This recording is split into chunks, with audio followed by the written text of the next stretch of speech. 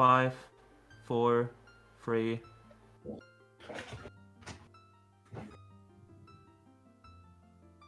All right. So, like I said, we are here with Lake, who is going to be playing Legend of Zelda Ocarina of Time. I lose track of all of the categories in this game because there are too many for me to keep track of, so I'm going to let Lake explain what he's doing to you. Right, Go so for it. this is MST, which stands for Medallions, Stones, and Trials. The dumbed down version, TLDR, is this is all dungeons, with a little extra stuff, and a lot of things are banned. Well, not a lot of things, but a few broken things are banned. Yeah. Most importantly, item manipulation. Yeah. So this category is like really stable with its route. And I believe we had a file name being bid Yeah, on? it's going to be ZFG. Alright, of course. Yeah, I saw And it winning by a lot. Woofer ZFG donated like 275 Yeah, I to it heard. yesterday. Crazy. So that is your file name. Damn. Thank you so much for that. Yeah. Alright, well I am good to go whenever we are ready. All right. Well, you are good to go. Just go ahead and count yourself down whenever you're ready. Alright, time will start in 3, 2, 1, let's go. Okay, so let me introduce myself first. I am Lake. I run pretty much every category in this game. MST is kind of what I've done the most of in general, I would say at this point. It's really, you know, pretty good length category, a lot of content, it's fun. I have a co-commentator with me if you'd like to introduce himself. Yeah, so I am Spittle San. Most people call me just Spittle. I'm mostly just running this category, to be honest. I'm running this on the old route, and I'm trying to get a sub 2 right now. Yeah. Right, so, I ran this at Speed Oxathon in September of last year. And there's been a new route since then. Not too crazy of a new route, but some changes nonetheless. If people had watched that run then, you might remember me saying that there were some pretty monkish strats that I could go for, like 4 Hearts Fire. Well, that got easier with some new tech, and we're gonna do it in this run. And there's also a new trick in Fire Temple, well not a new trick, but a newly implemented trick into this category in Fire Temple that we're also gonna be doing. Pretty hype. Fire Temple got super cool near the end of the run, so we'll get there when we get there. Guess we should go ahead and get Japanese out of the way. This game's in Japanese because there's less characters to get through with text. It's just faster, less characters. That's all there is. Yeah, I think the intro is like 40 seconds slower on English. Something like that. It It saves a lot of time Yeah. over the run to play in Japanese rather than English. There's no relevance differences in glitches. There's like things that rely on text boxes. That's about it. But nothing that anyone actually uses. So basically, no differences in glitches between the Japanese version and the English version. So yeah, we're just trying Japanese purely for speed of text. Alright, so to get started here, 3-minute intro, just some text, and then we will get a sword and a shield and get out of here. Because we don't want to be in the starting area for very long at all. Our goal is to be... Oh, yes? Sorry, I was going to say, so I have a question. Okay. I have watched this game for so many years. How are you guys actually still finding new tech? We got some smart people. And this game is really broken. Like, and those people are really smart, so... It's like, I was literally like, I'm like, since like 4 years ago, the first time I saw this run, I was just like, you've shaved off how much time? This category, I forget, I'm not too familiar with the World Record history since I've only been around in the scene for a couple years. But just through last 5 years, the world record went down by like 15 minutes, if I'm correct on that. I'll trust you. Yeah. Yeah, don't quote me on that though. Justin, but don't quote him. Right, okay, so... Like I said, our goal is to beat every dungeon in the game. Get all the stones from child dungeons and get all the medallions from...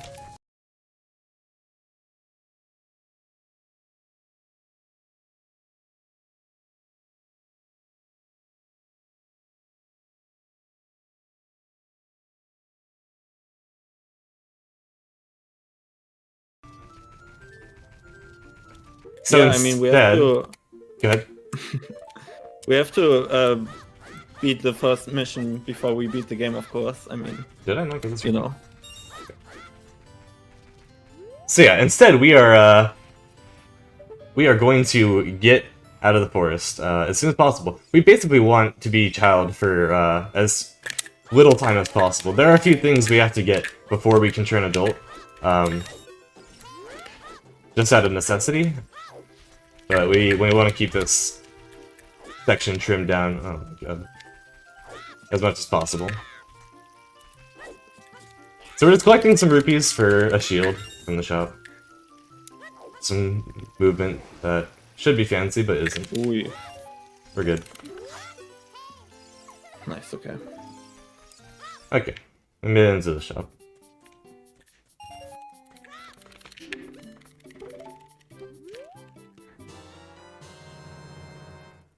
Alright, so I'm gonna do a thing, and we will explain what just happened after.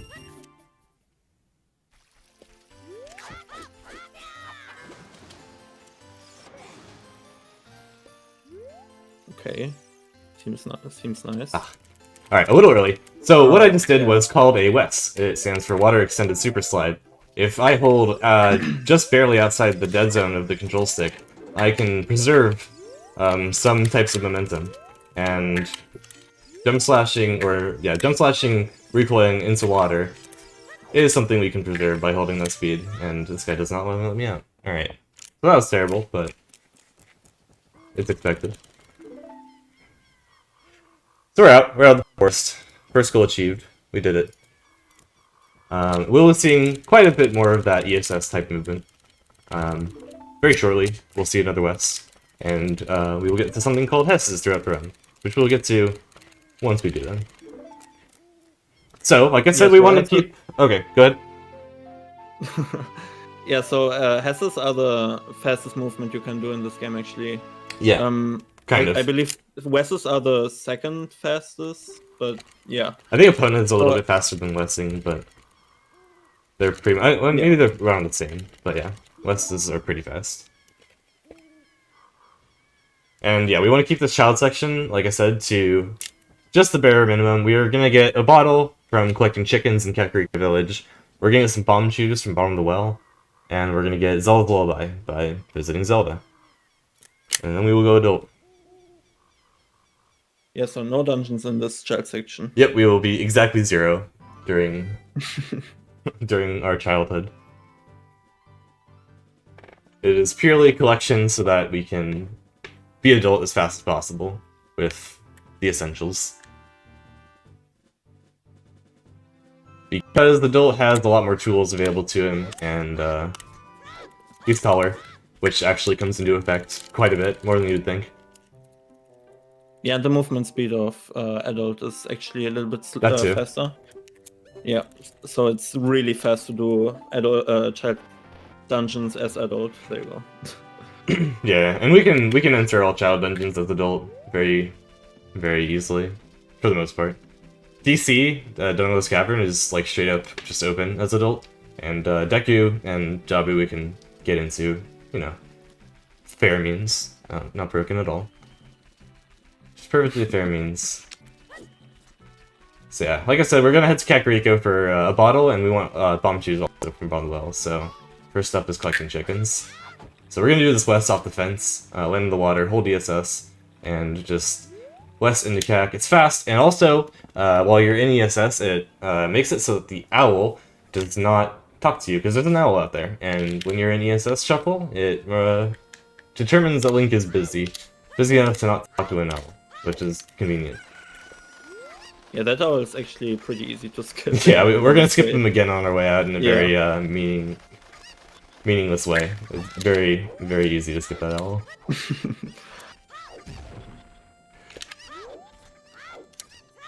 Yeah, now we are collecting cacos, and for that we're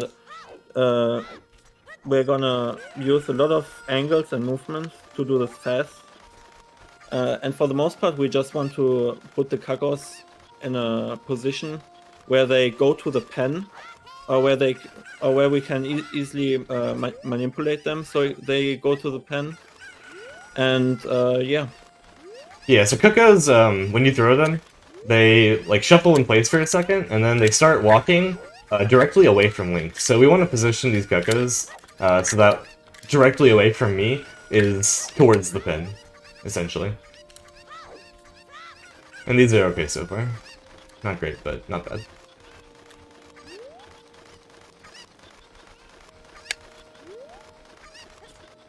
And you can read a couple donations if there are any, while I collect these last few, because there's nothing really going on yet. Alright, let me check if we've got anything. We do not, unfortunately. Okay. Where are my donations, people? They all on early for the glitch exhibition, which I do appreciate. But keep them coming.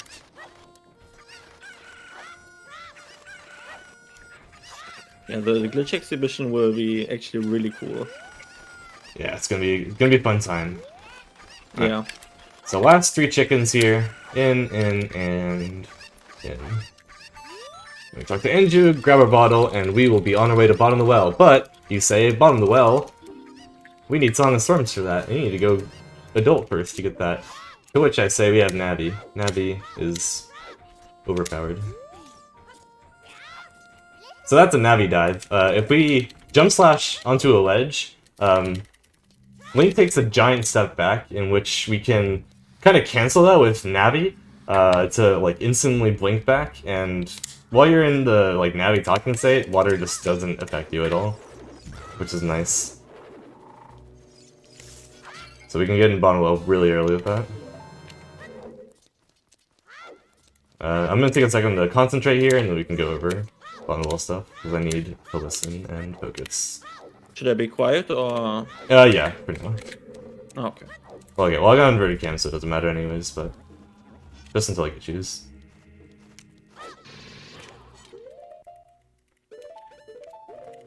Okay, we can go now. Oh, If beautiful. you want to explain Ocarina Dive and ISG, go for it. Yeah, so what we did there is called an Ocarina Dive. So it's actually works quite similar to the thing we did with Navi there, where we play Ocarina. We can actually just move downwards, and we completely ignore the water that is usually there. And to hover on that skull thing, we use something called ISG, which stands for Infinite Sword Glitch. You can get that by actually just interrupting your crouch step. It's pretty easy. Yeah, a If lot you of want to things can learn it- interrupt your crouch jab and give you ISG. Yeah.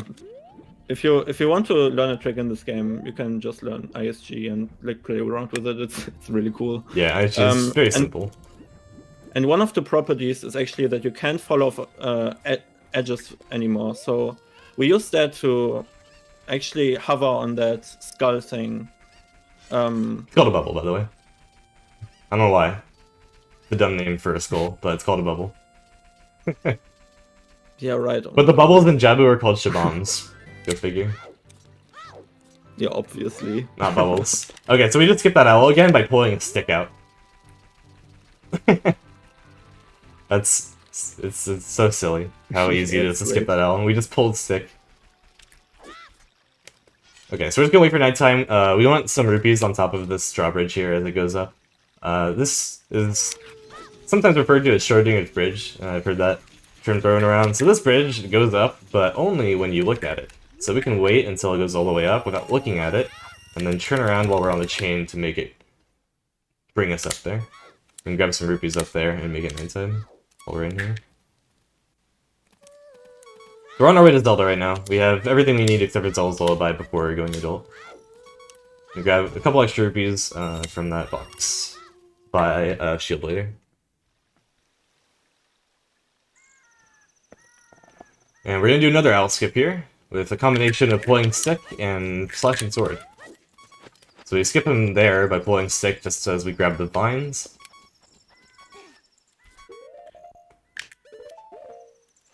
And we can do that again by pulling stick and slashing our sword with good timing. Yeah, that was really good. Thank you, thank you. Yeah, that was another time where you're in a busy state. So when you're like yielding your sword or like slashing it, you're considered in a busy state, so the owl doesn't want to talk to you. It's quite similar to the ESS thing we did. Yeah, there's a ton of things in this game that can like put you Link into a busy state, and owls are just so weak to it. One example is targeting something like a shield 2. It's quite funny. Alright, so we just did a damage boost up to this ledge by waiting until a bomb was just about to explode and slashing our sword to do like a jump slash. I just split without split up. Good job, me.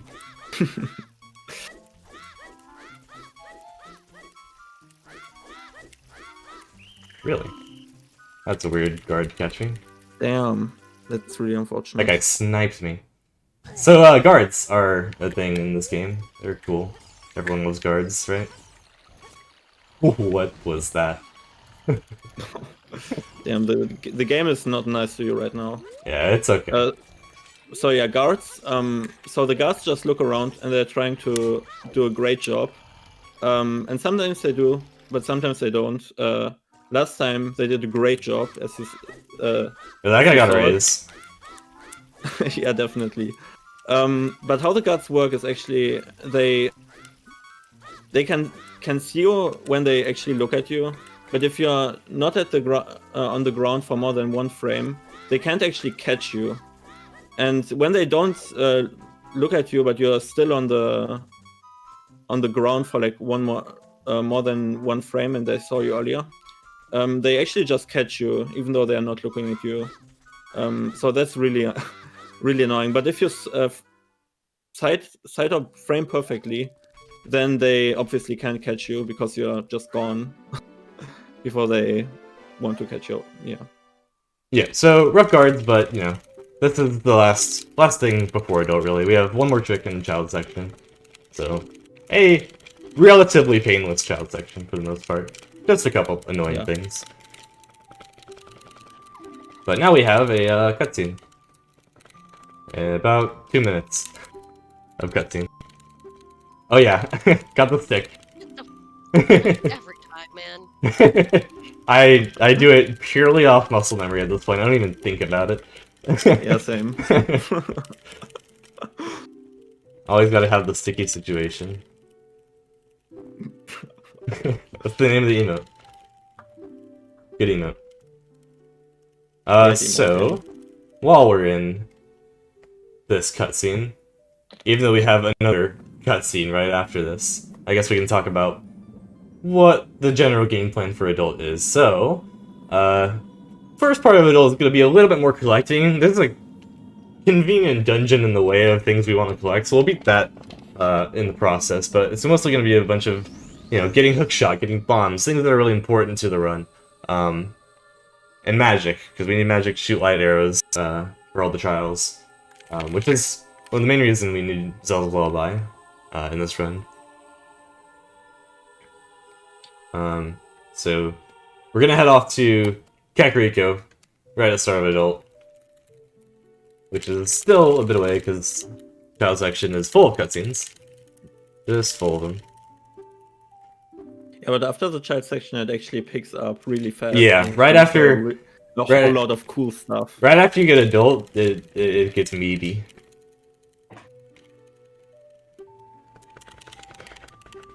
But for now, we're stuck talking to Zelda. How's everyone's day? How's your day, Spiral? How's your day? Oh. I'm doing great. It's like 4:30 a.m. right now. I live in Germany, by the way, so it's really late for me. Oh, yeah. Shoutouts to Spiral for doing the comms when it's 4:30 for him. Yeah. Big props. I hope I'm not sounding like too tired. Because I actually stayed up for this. I didn't like get up early. Now we're chilling. Alright. Nearing the end of this cutscene, just a few more text boxes here, and we will have Zelda's Lullaby, which is not what we want, but it's required to get Zelda's Lullaby.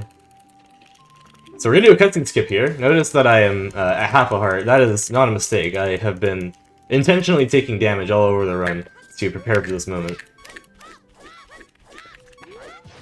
So we can backflip there and drop a chew in midair and shield it to push ourselves into this cutscene, and also die at the same time. So we just got Zelda's Lullaby, but didn't have to watch the cutscene, which is fantastic.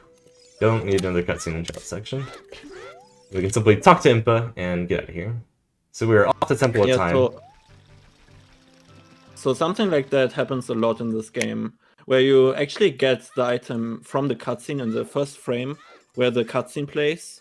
So, for example, for Zelda's Lullaby, you go into the cutscene for Zelda's Lullaby and you get it right off, so you can actually just die and get it right away. Yeah, dying is very broken in this game. Dying lets us do a lot of cool things. So Link's gonna die a lot in this run, and that is okay.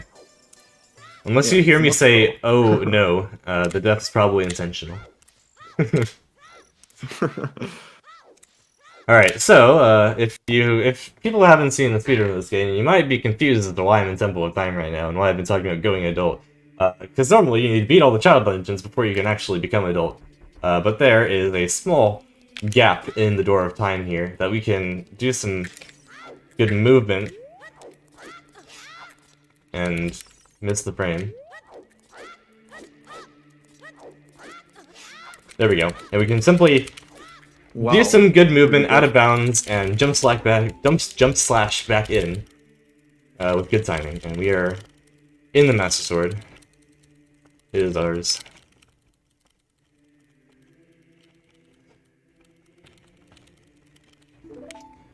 Alright, so now, got another cutscene. Yeah, that was a really good child section. Besides those guards, that was pretty nice. Yep, it was alright. The escape was very sloppy, but it's always sloppy for races and marathons for me. Yeah. It takes me until I get out of child section to stop being nervous, so. Or not until I'm out of child section, wait out of the forest. Once I'm out of the forest, I'm good. Alright, so yeah, we got, this is like a 4-minute cutscene, unfortunately. But like we said, it picks up greatly after we get out of this. There will be very few cutscenes, although there is a big one way later, but oh well. Can I have like 2 seconds? Oh, you got 4 minutes. Oh, fine. Alright. So, I have some good news and some bad news. Okay. Bad news. I'm unfortunately leaving. No! No. The good news, I'm being replaced by CJ, so it's way better. Okay. Wait, when you put it like that... No, I'm just kidding. I've got some stuff I needed to take care of, so CJ is going to be joining as host now instead, so that I can go do those things that I need to do. Alrighty. So, he is going to be joining you all going forward, so hang out with CJ and enjoy the rest of the run. I will still be shit posting in chat, don't worry. Alright, sounds good. Thank you very much. Right, That sounds great. Well, thank you, Grace. I'm gonna take another second of this 4 minutes cutscene where we go from boys to men, ABC DVD. Anyway, shout out to the Boys to Men fans. Yeah, I'm CJ. I'm gonna be your host for the rest of this run, and then for the rest of the night. You're getting me early. Woo. You're getting me early. Yeah. And who could really miss this run? Like, OOT, Spittle-san, I hope I pronounced that right. Ika is like, right. is spamming Carson in the chat. True. This is what Speed Dogs was built on. Was it? These stones, these sacred stones that we're collecting, this is the foundation of Speed Dogs. So get your donations in. Alright, yep, there she goes. There it is. Carson There's and another Bongos. one. True, Bongo. We'll see him soon. Alright, without further ado, I turn it back over to your very capable hands, and I'll be a fly on the wall. Thank you very much, CJ. Alright, we still got like a minute and a half. Yeah, so fun fact, if you never noticed, maybe you can't actually see it right now, but Rauru, the Lightman right there, who gave us the Light Medallion, has a Triforce on his forehead. Yes, that is. So I didn't realize that since I ran this category for 6 months, and then I, I saw it, and I was like, oh, okay. Yeah, if you're in OT or watch a lot of OT, that is something that will get pointed out one way or the other. It's pretty funny though. It's. I notice it every time. Ever since I found out about it. Yeah, you cannot unsee it after. Definitely cannot unsee it. It's one of those things. Alright, so Sheik's just gonna tell us to beat all the dungeons, and then we'll be off. One small thing after this cutscene, you remember that door that was there? It's still there. And there's not really a good way to skip it as an adult, so what we're gonna have to do instead is save and then reset the console. And luckily that puts us, like, on the other side of the door. So that's adult reverse door time skip for you. Save warping. Yeah, that is really lucky that it is that way. Actually, that is a lot of lucky are a lot of things in this game, like the small gap in the door for door of time skip, and that it puts us right in in Temple of Time. There's so many things in this game that like just barely work. It almost makes you think this was intentionally made to be a speed game at times. I've definitely felt that way at times. Wanted this. Alright, so just a quick little reset here. After saving, a quick bottle, so we can catch some bugs. In just a second. And we are off. So like I said earlier, we are off to Kakariko Village. There's a couple important things that we need in Kakariko Village. Mainly, Hookshot and Shadow Temple's right there. And we have a good way to get into Shadow Temple pretty early. To reiterate, we have not beaten any dungeons yet. We have not beaten any child dungeons, we have gotten to adult. And we are about to beat the Shadow Temple, which is normally the either last or second to last dungeon you do casually. So, yeah. And this is the not broken category.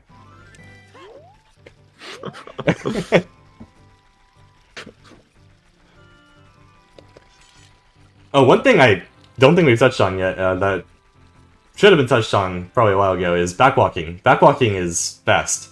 Faster than rolling. It's not the fastest movement, but it's the fastest, like, glitchless movement in the game. So we will be doing it a lot when we do not have a better option, like right now. Okay, so I'm gonna do something weird here. There's a bomb icon on my C buttons right now, and I'm gonna replace that with bugs. So I did what's called a shield swipe there, to replace that bomb icon, which is automatically placed there when you turn adult every single time, even though we don't have bombs. And we now have a bottle with bugs over where our bomb should be, and we have an extra bottle where the normal bottle is, and that will be important for Shadow Temple coming up. So now we're just on our way to get Hookshot. And have our Poe friend bop us on the mouth. Yeah, he's gonna help us out. There you go.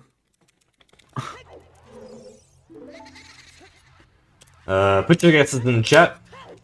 What's this race gonna be? Let's see what Blacken gets here. 46 is the best time you can get in this Yeah, race. pretty much. Actually, you can get a 45 when you start from the ground. But that's actually slower for speedruns. So yeah, 46 is the best time you can get, and everything sub 50 is like considered Yeah, pretty good. average or good, yeah.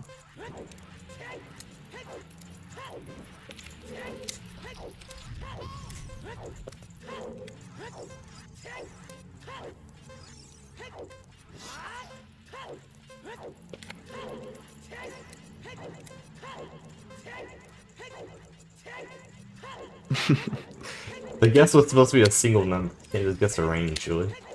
Alright, well 47, that was pretty decent. Although I felt like 47 I is screwed really that good. up a lot, so maybe that could have been a 46, but I didn't screw it up. To be honest, I only got like 147 in a run. If I don't get bopped by a Dante's plan, I usually get a 47. It just depends on if Dante's really nice. I'm just glad we didn't get Dante's plan bopped through a door, because that sucks. Oh my, that happened actually in my PB, and I lost 40 seconds to it. That's not a good thing to happen. I have reset many, well not many a run, but like 3 runs in my lifetime to that. Okay, so we're just gonna, real quick, equip items and void out to get back to the start of Dampe, because we want to go to Shadow Temple, which is right here. We're going to do a trick called a hookshot jump, which will be very clear as to why it's called a hookshot jump in just a second. We're going to bonk on this hut and get a weird state by spamming hookshot as we get up. And by going on this third little bounce here, we can hookshot the hut and go zoom. And now we are on the top of the scene, and yeah, you can go ahead and explain what's happening here. Yeah, so what happened there with the hookshot jump is actually at the time he wanted to shoot that thing, he got interrupted, and for some reason, one of the small things again of this game is like on the first frame, when you hookshot something, you get a lot of vertical speed for some reason. So yeah, and what he did after that was what we call a seam walk. So he actually got ISG, what I explained earlier, where you can't fall off from edges anymore, and he just walked to the entrance of Shadow Temple, and then he side up down in an unloaded area where you can just enter Shadow Temple, and it's really conveniently because we can enter Shadow really quick, really early, and get hover boots, which is a really useful item in this game. Yeah, on the topic of convenient things in Ocarina of Time, that door is part of that, like, load trigger. Oh, yeah. So, if we can skip the load trigger, the door in front of Shadow Temple just isn't there. Big donos. CJ? Yes, we have a bunch of big donos. I've been waiting for a place to jump in. Alright, give me like... Yeah, you do your thing. I've been waiting for you. Alright, cool. We have a cutscene coming up right after a hard trick, so... I will let you know. Do you need silence for this? Yes, please. Okay. We can explain after the dono.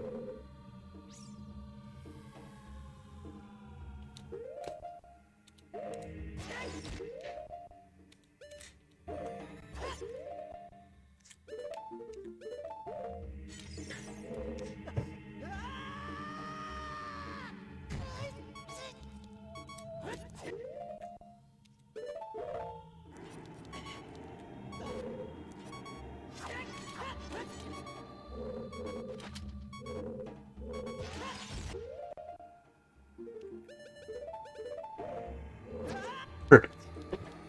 Oh my god, you are a greedy man. Damn, that was beautiful. Greedy? Okay, first of all, CJ, oh my god. You can go ahead and read the dono while we fight Bongo. Wow, there are a bunch of donos here. Okay, do you like two? Oh, two? Okay. We have a $50 donation from Ika that says bongo, bongo, bongo.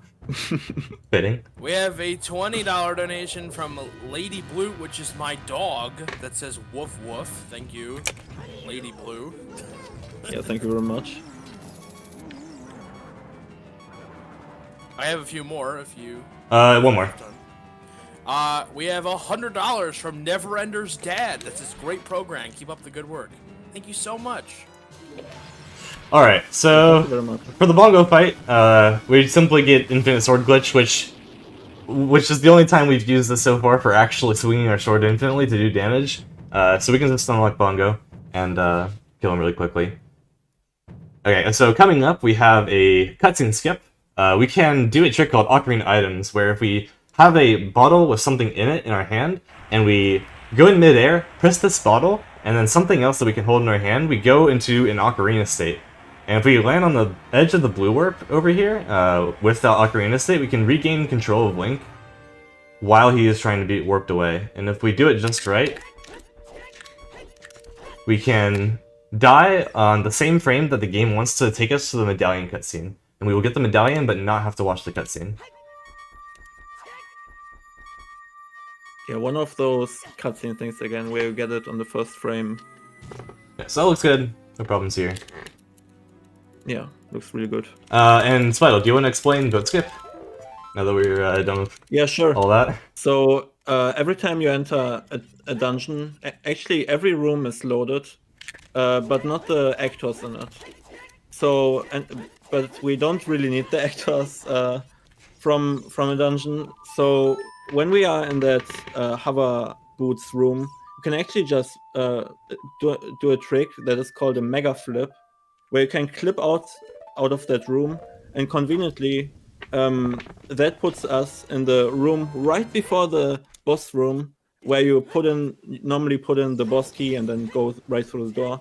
But because actors are not loaded and like the thing on the door is an actor and we don't have a boss key, we just do something what is called a boss key skip, where you put out the bomb chew and then let it move on a certain frame, and you do a little bit of movement, and then you get damaged by it and clip into the loading zone from the boss room.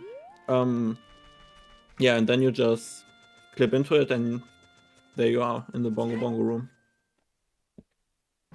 Amazing. And that went really well. That is that's a big reset point for this category, so it's very lucky that, well, I don't know if lucky is the right word, but it's nice that it went well. And we are now on our way to get bombs. Coming up, we have another instance of this hookshot jump trick. And this time, you saw I got a fairy. We're going to use a death instead of that weird glitchy bonk state we used to get into Shadow. We're going to use a death instead, and get revived by a fairy to get up to where bombs are. So, use Bomb Chew to open DC, and we will make our way down. Damage down to half a heart off this lava.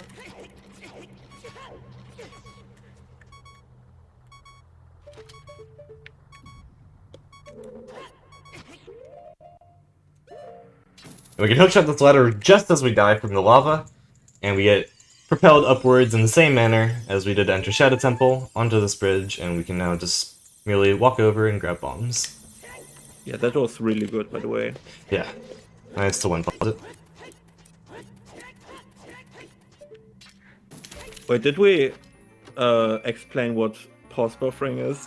Oh yeah, so if you see me pausing a lot, it's because I'm trying to advance the game one frame at a time to get to a certain frame, because a lot of the tricks in this game are frame perfect and position perfect, and require very specific movements and inputs and all that. Yeah, and because after each pause there's a little bit of delay, what we call unpause. Unpause lag, yeah. Unpause lag, yeah. Oh my god. What we call unpause lag, we can put in inputs there, which are imported right after the unpause lag. So we can actually hit the frame perfect tricks much easier. Yeah. We got the stupid jump. The jump is stupid. Yep. That's what it's called, the stupid jump. That was really clean though. You're doing great, by the way. Thanks. Alright, so we're just on our way to get magic. You'll have time to read donations once we're in the cutscene. But yeah, we just... Oh, that's actually our first instance of a Hess. I mentioned them earlier when we were doing Wes's. If we shield damage from a bomb, and use that ESS position that I was talking about earlier, we can preserve the momentum from that bomb explosion, and that is the fastest typical glitched movement in the game. And certainly in this run. Nice. Alright, so we're just getting magic, and then we'll be off. CJ, you can read some donations. Yep. Well, we certainly have them. We have a $100 donation from Anonymous. Wow. Love you, Speed Docs. Keep up the great work, and never forget that you can change the world by being the best you can be. Thank you, Anonymous, for the lovely message. And then we have a $30 donation from JCan with no comments.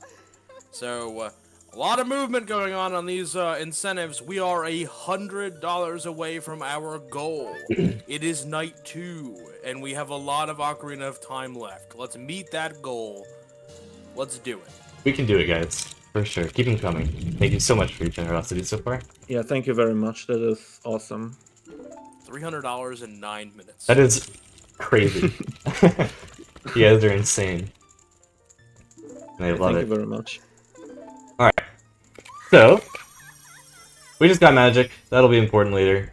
Not too important right now. For now, we are off to collect a few more things, and then off to our second dungeon. So first, we need to go get Bolero Fire. We're gonna make a quick pit stop in this grotto over here for some bombs and a fish. And I'm gonna do another shield swipe to put fish over nuts, and we will not have nuts for pretty much the entire run. Yeah, Really? so I after got a this heart. grotto, you I will got see another heart, dude. another... Oh my god. So after this grotto, we will see another instance of that mega flip I was talking about earlier. And this time, with that, we are going to the Bolero platform right Yeah. besides the Fire Temple. So we can skip the Bolero Fire cutscene and actually just get it. So we can warp there later for Fire Temple. So yeah, she backflip while shielding damage from the bomb, and it shoots it super far. And we just want to get into a decently precise position here, and we will backflip as soon as the timer wants to reach 0, and we will get Bolero Fire and not have to watch the cutscene because we died. And that went good. Nice.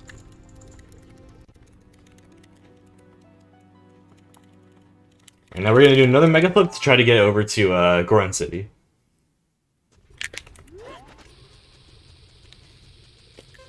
Oh, okay. Well, I fell off the ledge. That's fine. That's not a big deal. We just roll over. Yeah. We just equip hover boots and go over there. It's just fast to make a flip. That's all. And cool. Cooler than rolling. Gonna grab a heart to fix my health. And we're good. Alright, so now we're off to Water Temple. Making a quick pit stop for Minuet of Forest along the way. Another warp song. So we can go to Forest Temple later. So Water Temple will be our second dungeon of the run. That was weird. Yeah, and maybe you saw it right there, but we just went straight through that closed door because we never actually talked to Daronia and we never will. But yeah, you can actually just walk through there when you go from the other side. That's really interesting. Yeah, that door actually only has collision on one side. So yeah, like Spital said, we can just walk through, no problems. It's actually done in glitchless too, which is pretty funny. It's not considered a glitch to walk through one-sided collision. Yeah, it's the same way, no glitch as the bridge clip we did at the beginning, where the bottom part is not doesn't have collision. Alright, so a couple things here. I just used the bomb to store what's called ground jump, which gave me a weird state that I was in, which meant the next time I backflip or side hop, I would just go straight up instead of doing the thing, which lets us grab the ledge. And then I shielded damage from a bomb there while trying to climb the ladder, which gave me a few properties of being on a ladder while not actually being on a ladder. The most importantly of which lets us climb that steep ledge, which you normally can't climb, and jump out of bounds to get Minuet of Forest and Void out. So we have the song, we didn't have to watch the cutscene. So now we're just gonna Hess and get past Mido again, which we backflipped earlier. We just kind of skimmed over that. We just backflipped over Mido. We can just do that, because it's the terrible guard. So we're just gonna Hess past him this time, and gonna do another clip into Zora's River, because we don't have the silver scale to actually dive. And you need ZL. You need ZL to actually get past this waterfall, which we have, but it's very slow. So we're just gonna roll behind it with hover boots. Yeah, that was really clean. There's a dumb clip that we're gonna do here. If we backwalk into this ladder at the right angle, we're just gonna like clip through the ground here. It's really silly. And we're gonna use this to jump slash into this water under the floor and just swim into Lake Hylia.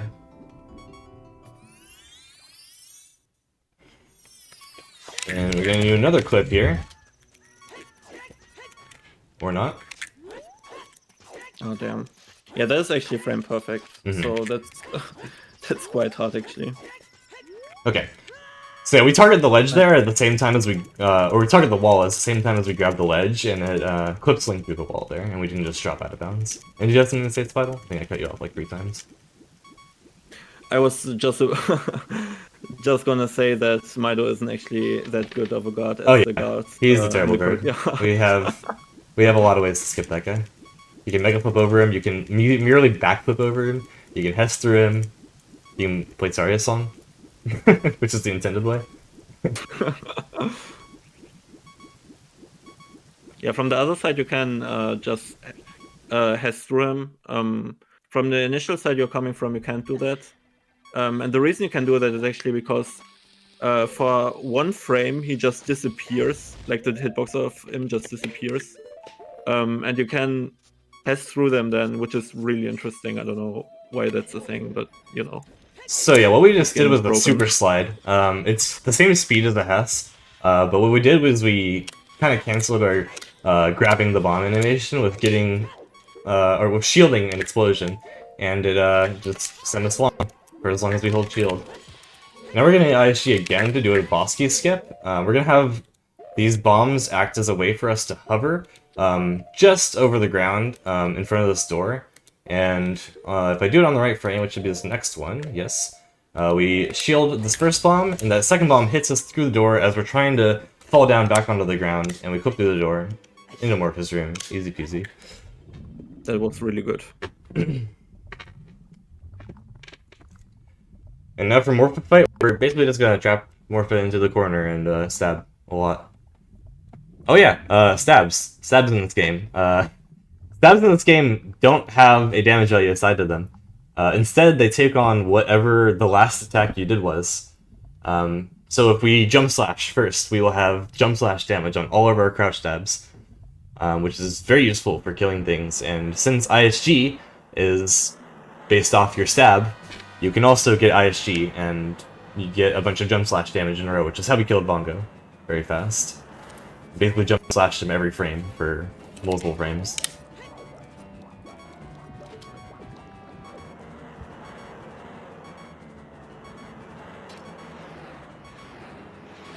Yeah, so we are grabbing Morpha really quick here.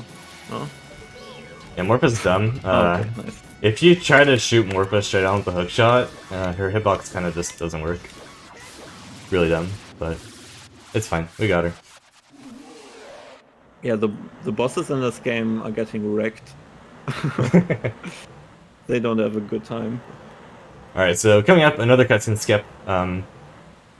Functionally exactly the same as the one for Shadow Temple we did. Instead of the purple goop that was on the ground that damaged us to die in the bongo area, we're going to use a bomb instead to kill us on the right frame. Just going to do a small setup to get in the correct position here and get the water medallion and not have to watch the cutscene.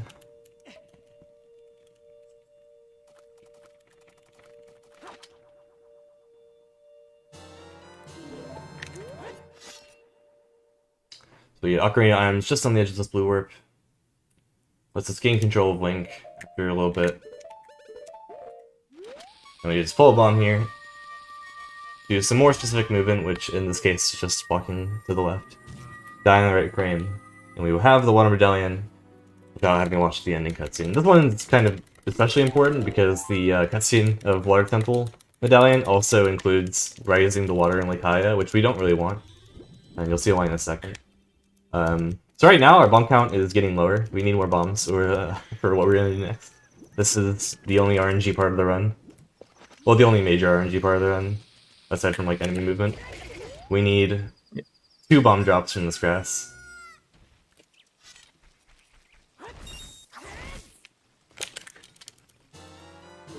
Yeah, that's a good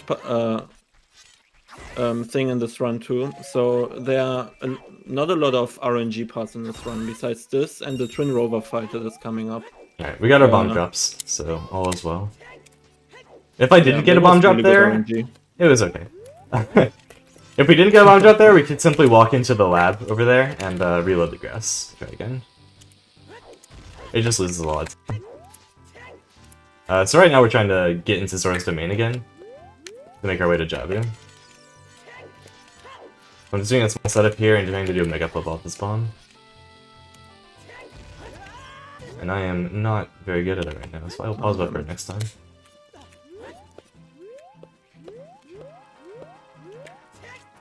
What even just happened? Yeah, sometimes the setup is really weird. That's super strange. Alright, this should work. Alright. So we clip through that corner there and land into the loading zone that is normally blocked off by ice as adult. And we're in Zora's Domain once again. And we'll knock through the Hess here just to preserve some bombs. I normally do a Hess here, but we will just do the regular old jump slash method. Our bomb count isn't very tight, I'm just gonna be conservative for the marathon. Yeah, this clip is actually really easy. So this is another thing. If you want to like try something casually, you can just Yeah, try you this. literally just target the wall and jump slash into the corner. That is all Yes. it is. The movement afterwards is a little bit more tricky, but the clip in itself is very easy. Alright, so before we get into Jabu, we're gonna go get Burrow's Wind.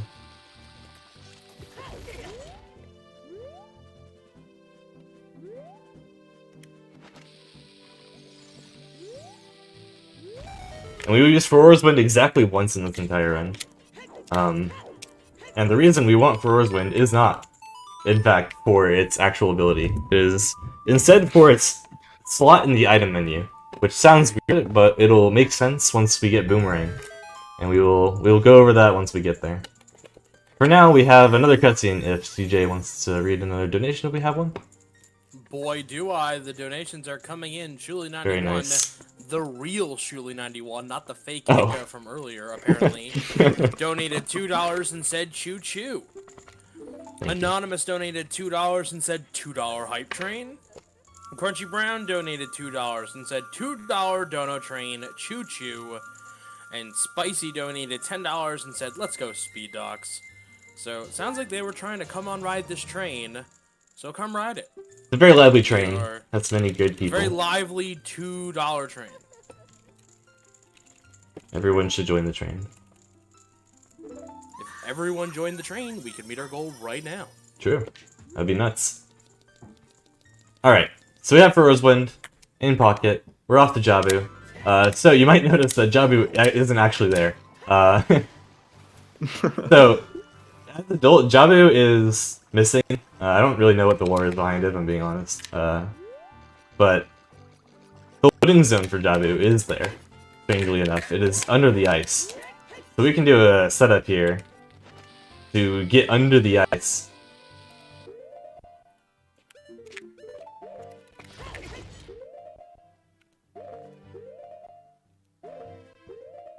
Yeah, so we do a specific setup here, where we... Nice, okay. Where we set up in the right frame so we can get pushed by the bomb, I believe. We do, I think it's called a Yeah, forward side off. forward mega setup. Yeah.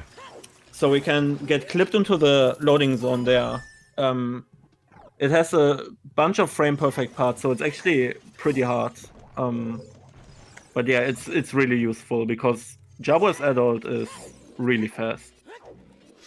Alright, so I'm doing a lot of weird random things here. I avoided that rupee very intentionally. That rupee was in a very bad spot. I have to not pick up that rupee. I mean, if I did, it's fine. It's just slow. So, the reason I did a bunch of weird stuff, like turn around before walking through that first door and break those boxes but not pick up the rupee, we're going to do what's called wrong warps. So what we've been doing so far at the end of the dungeon is a cutscene skip. Wrong warps are pretty much the same thing, but for certain dungeons, the way that the cutscene works at the end, when you get the medallion, certain dungeons, including all of the child dungeons and Fire Temple, can take you somewhere else. So, as you can imagine, we are going to go somewhere else after beating Jabu. And there is a bunch of jank that is not important to explain that can cause it to crash, and that movement makes it not crash.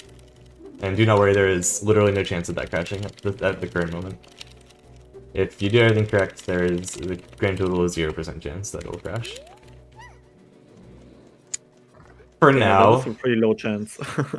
yeah, 0% is pretty low. I am getting wrecked by these bubbles. Chill, Oh dude. my god. Those bubbles are pretty RNG intense, and they can wreck your day sometimes. So we're gonna make a quick pit stop here for a fairy. If it wants to come over here. Please? Thank you. Okay. That fairy has a mind of its own sometimes. So yeah, we're carrying Rudo up to the boomerang room because there's a switch we need to press with Rudo in hand. It is the only way to get to boomerang room, unfortunately. But in the meantime, we are going to take some damage.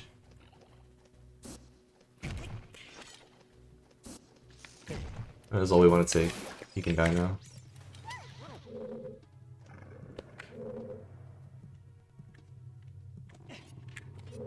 CJ, you have a donation that one can fit in here? We're just waiting.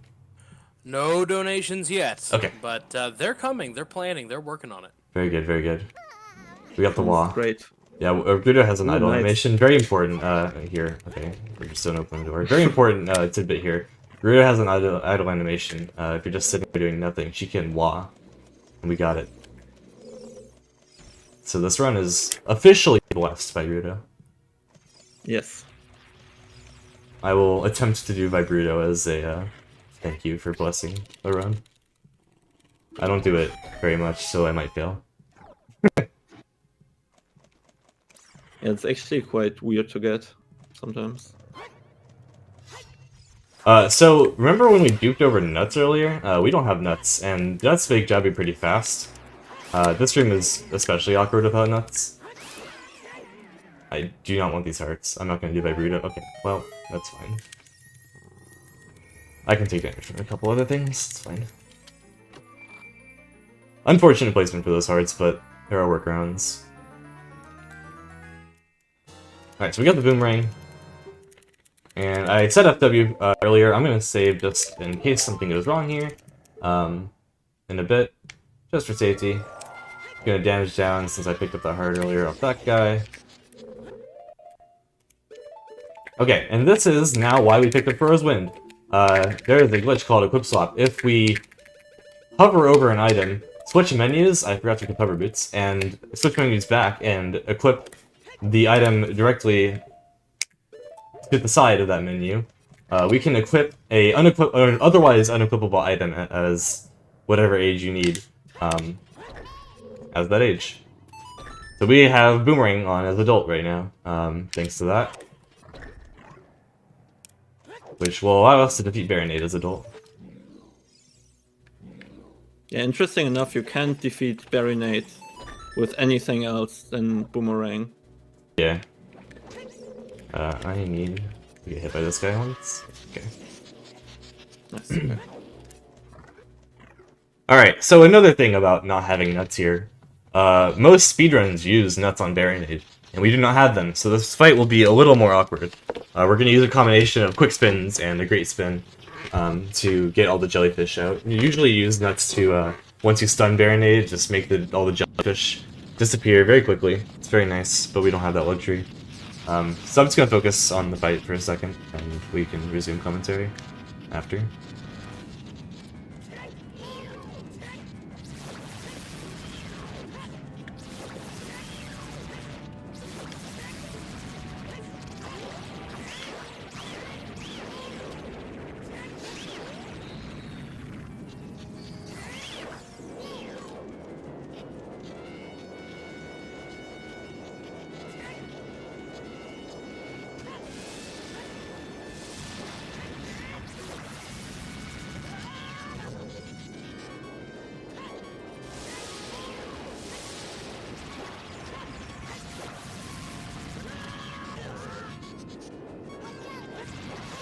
Alright. Good fight. Nice. And little asterisk to that fight. I needed to kill Baronade in a specific position, back right of the room in respect to the door, specifically, so that the ward is in a certain place for this next trick we're gonna do. And again, I will need silence for this trick, other than maybe a remark from Spidle in a second. Yes.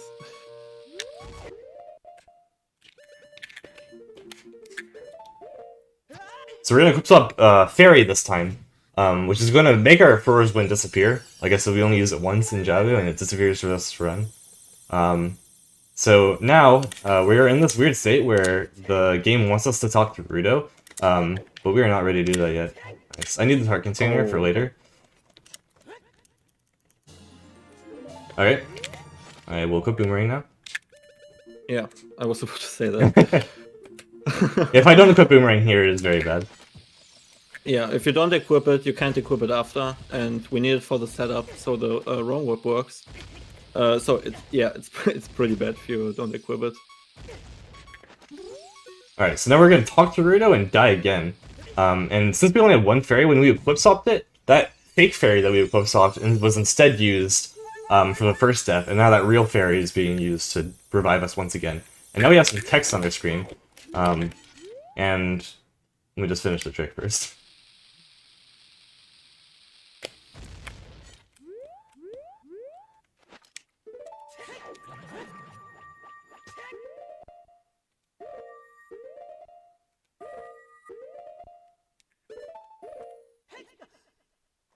Alright. So now we're in Dodongo's Cavern. And we want to beat Dodongo's Cavern, but we have no bombs. So we need to go get more bombs. So what I just did there was, like I mentioned earlier, called a wrong work. And Jabu, if we walk through what's normally the boss door loading zone, as the warp tries to take us away to play the cutscene, that is actually corresponded with Dodongo's Cavern boss room. Which again is where we want to go, but we needed bombs first, so we had to go get some bombs from that pot. But now we're back on our way to Dodongo's Cavern boss room. Gonna talk to Navius at the same time Link hits the switch to kind of freeze the switch into an on state so that we can walk through the door without having to do the casual method of pushing like a stone cube onto it. Yeah, the rock that was up there. Yep. So what Lek did with the bombs there was you can actually just reload, just like destroy the pot, and the bomb comes out, and then reload the pot. And if you don't collect it, the game thinks that you didn't collect bombs, and it should put another set of bombs in the pots. So you can just destroy it a second time. Or like over and over again, and then get a lot of bombs. So yeah, that's really convenient for farming bombs in this run. Yeah, it's a nice convenient spot to refill on bombs after we just use them all for that wrong warp. And now the hardest boss fight in the game, over, done with. That was a close one. King Dodongo is very easy. I don't think any casual player even had trouble in this guy. Alright, so now we're gonna do another wrong warp. It's gonna look pretty similar to the other cutscene skips we did, where we just die from a bomb. But instead of it just skipping the cutscene, we're gonna actually go another place. Because like I said, all the child dungeons could take you somewhere else.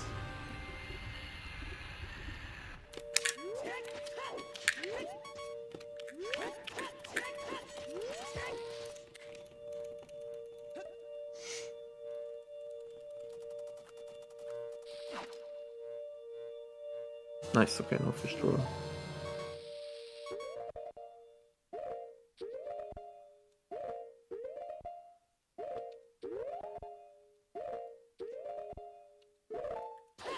Alright, very nice.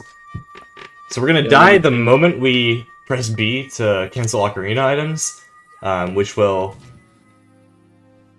let the warp sync up properly.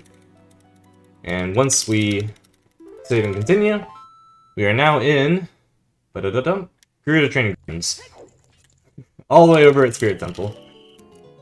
So in short, we just went from Jabu, which is in Zora's domain, to Dodongo's Cavern, which is in Goron City, to Gerudo Training Grounds in Gerudo Valley. So that's the sickest part of this route. Yeah, just like a normal playthrough, honestly. Oh yeah, I mean, I did that as a kid. if you didn't do this as a child, like, what were you even doing when playing this game? Yeah. Alright, so we're gonna do another Mega Flip here to clip through this box, to skip the gate here. Because otherwise we'd have to... Well, I mean, there are other methods to skip this gate, but if we don't skip this gate, we have to get Gerudo card and we have to Taylor Carpenter. It's a giant pain. We don't want to do that. And now Wasteland. If you follow these flags on the first part, you're good. There's just avoid playing around all these. I'm gonna attempt to Hess through it. Hopefully this is fine. This looks fine. I'm gonna cancel this after the first part though, because the second part is harder to Hess through.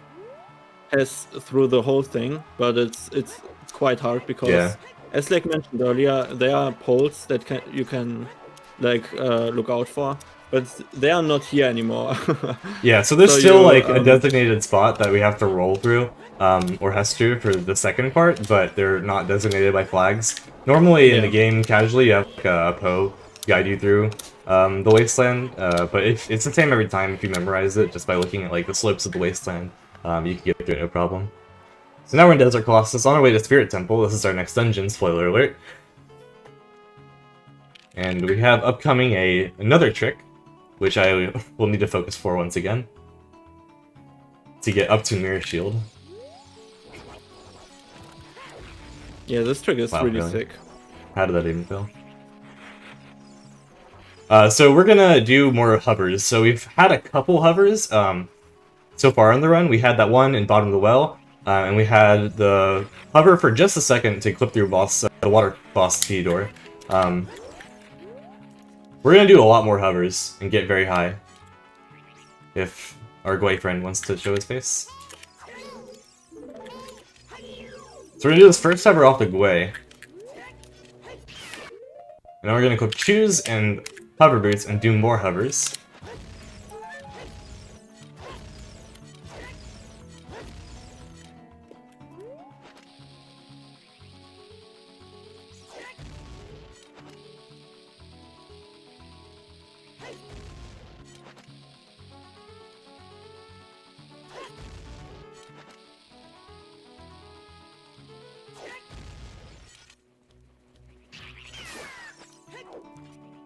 Nice.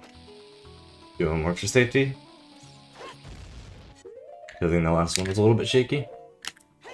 Yeah, that looks good. Alright, so we land on the seam there, and we can backflip up onto this other seam, and hookshot up to the Silver Gauntlet chest.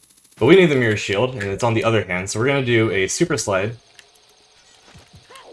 and equip Hover Boots to get over to the Mirror Shield chest. One little jump slash, and now we're over here. Beautiful. Yeah, that was really nice.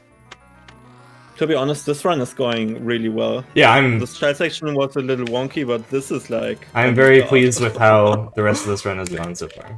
We won't jinx anything though. Yeah. Alright, so we got the Mirror Shield, now we just need to make our way to the boss. Nice bomb. Oh, that's weird. Normally this knuckle locks to the left, but I was off in position because of that bomb. Yeah, this knuckle is really scary because she can actually just kill you in one hit. Yeah, fortunately if you do die to that knuckle, you just respawn back to where we were like 2 seconds ago, and it's fine. Yeah.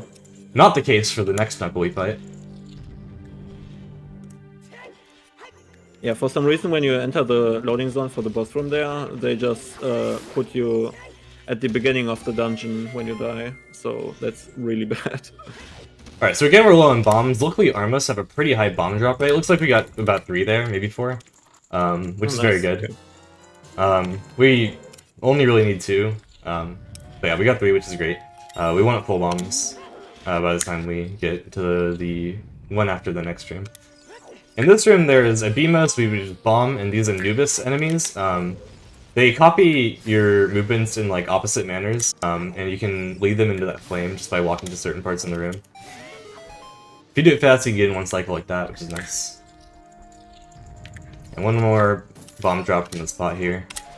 And actually, you do have to take some damage from this Demos. The cutscene skip later. Yeah.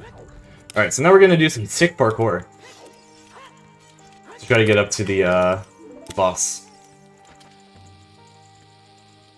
You can use a bomb to clip through this wall up onto the shoulder.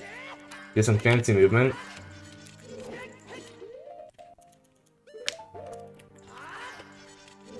And we can clip hovers here and backflip. And then on this frame, backflip again.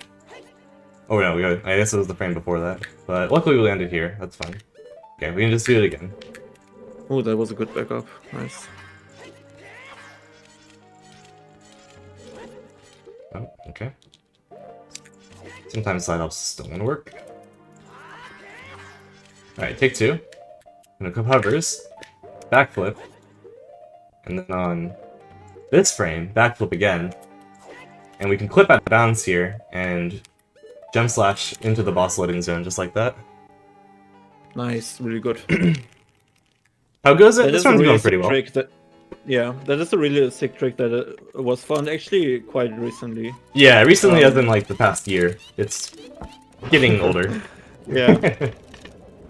But yeah, it's super sick, found by Homer Funky. We used to do a pretty similar thing to clip through the boss door, like we did in Water Temple, pretty similar to that. But that's just quicker and it saves bombs since that takes no bombs to do. So it's really nice. Alright, so this is Noboro Knuckle.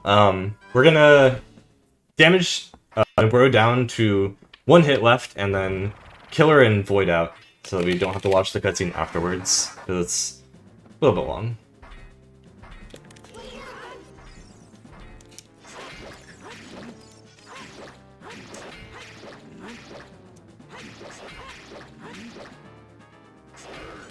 Just playing that safe.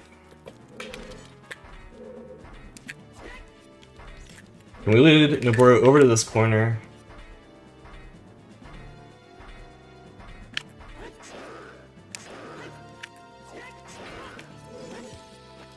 We can hookshot Noboro, which actually sends us out of bounds. And that bomb will just finish Noboro off, and that we will void and skip this cutscene.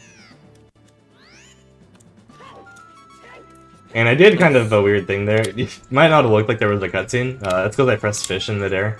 And cutscene items do weird things. Yeah, I promise you there is a cutscene after there. I was like, wait, what is happening? You have to keep the boss But the music door until you opens, trigger yeah. this cutscene. It's pretty cool.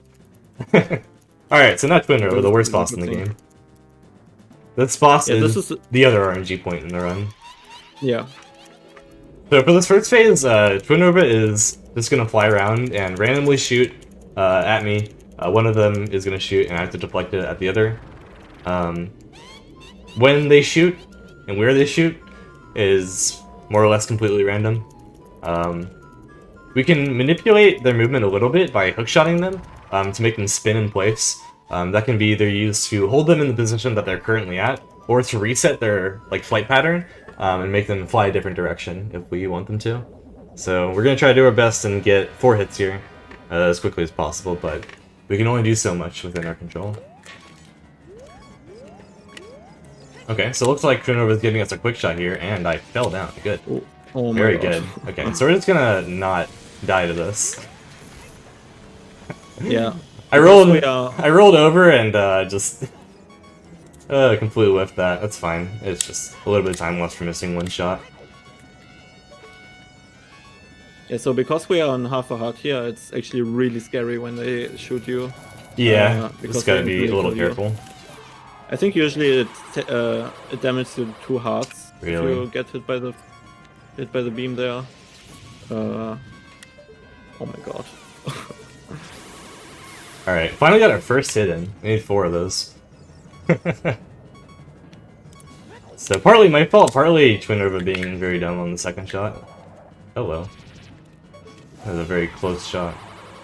Alright, it worked that's out, I pretty- guess. That was pretty scary. I wasn't really worried about dying, it was just very likely to miss if the other Twin Nova did not fly right next to me. Alright, 1 more hit for the first phase. The second phase is completely not RNG, luckily, as long as we one-cycle her, which is fine. Yeah, for some reason, if you kill her in 1 cycle, the pattern is set, but after that it's just RNG how she shoots you. This cutscene actually resets my position, so I just went off there for fun.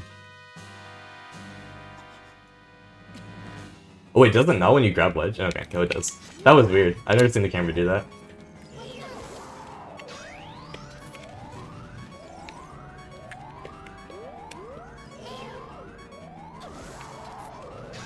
And here I'm just hookshotting her to make her fly to the next spot faster. And once we have 3 of these charges, we can stun her and just stab her.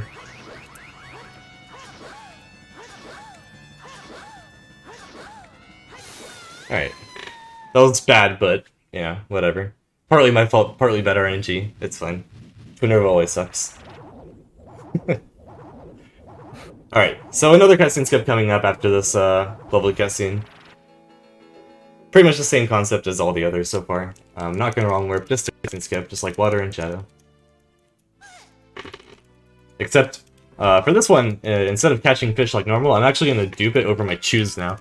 Just for better menuing, since we don't have any more choose now, we're not gonna get any more in the run, and we want to pick up nuts at some point. So we want to get that fish out of our nut slot. Because when we get nuts, it'll delete whatever's in there, and put nuts back in our inventory.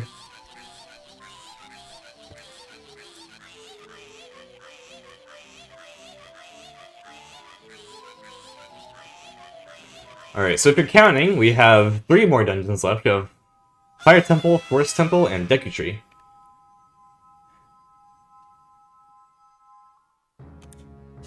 And also Trials.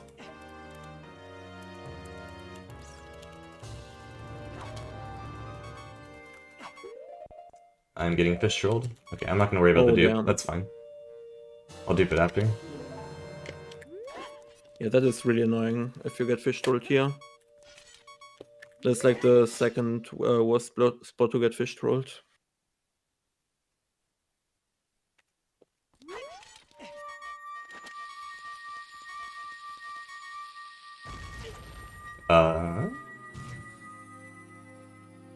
That's okay. Yeah, that's This not is good. okay. So the cutscene's gonna fail, but this is if I had to choose a way to fail, this is how I would choose to fail.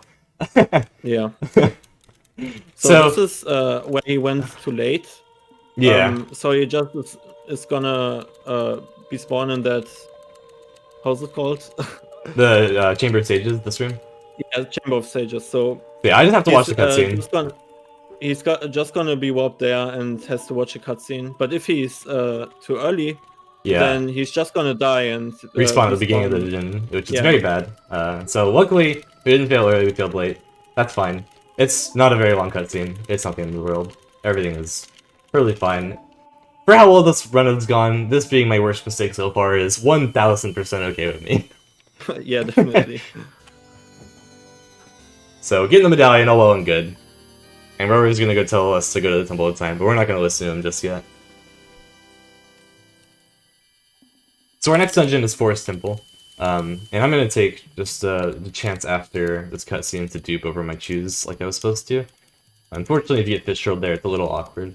But I want to do it before fighting Stalfus in Forest in case I get a nut drop. I really want a nut drop if I can get one in Forest. It's nice for fighting the Stalfus. So I'll just do that and use Ocarina items to actually play the Ocarina.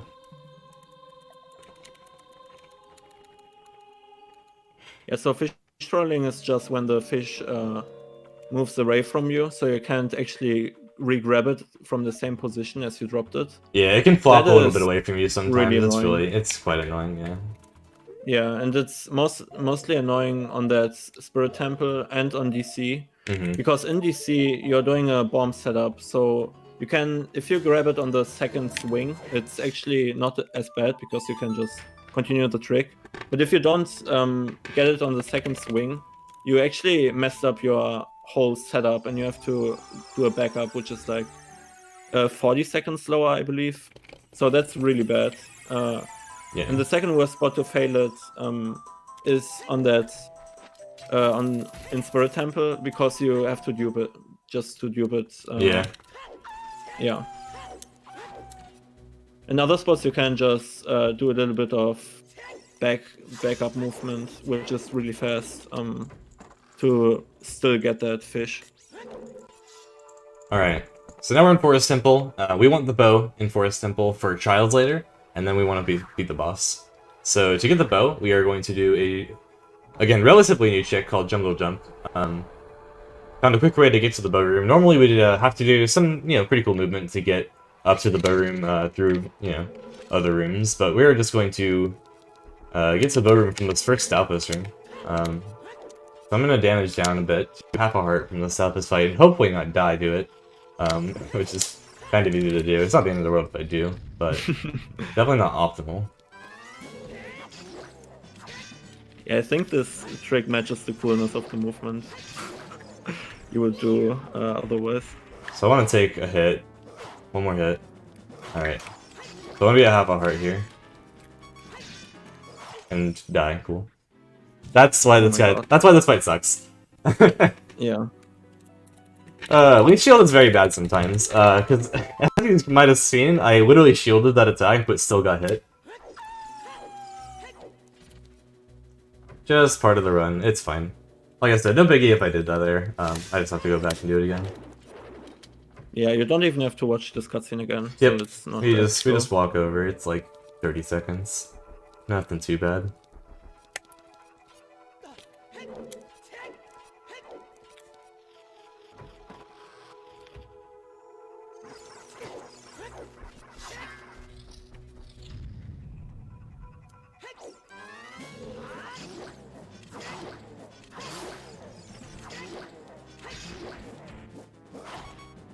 Alright, that was a lot better. Nice, okay. Okay. Do not heal me, fairy. I need to catch this fairy in a bottle for the trick. So...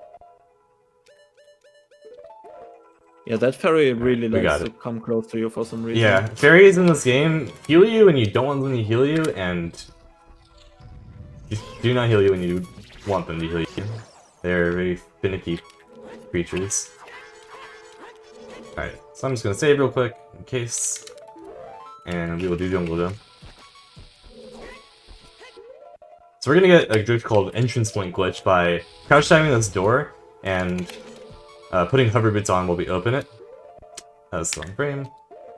Just gotta try it again. And we use the triple bomb there. To use the bomb collision to push us out of bounds a bit.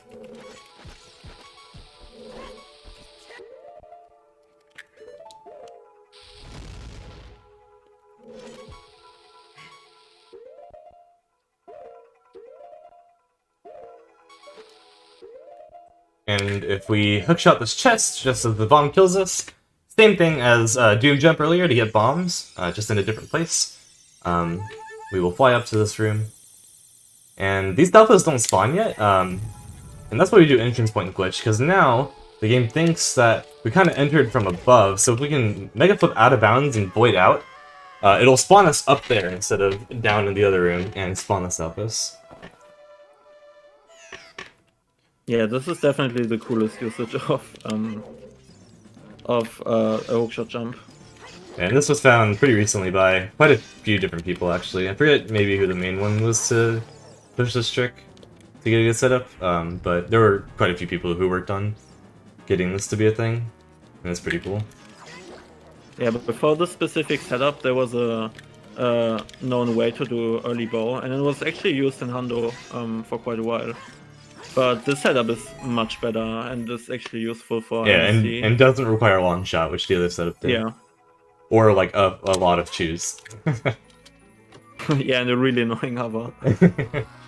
So now we got bow, and now we just need to make our way to the boss room, which is kind of just under us. So we can do a neat little super slide here, out of bounds, to get to the boss room nice and quick. Yeah, that again is really convenient. It's kind of just below us. Mm-hmm.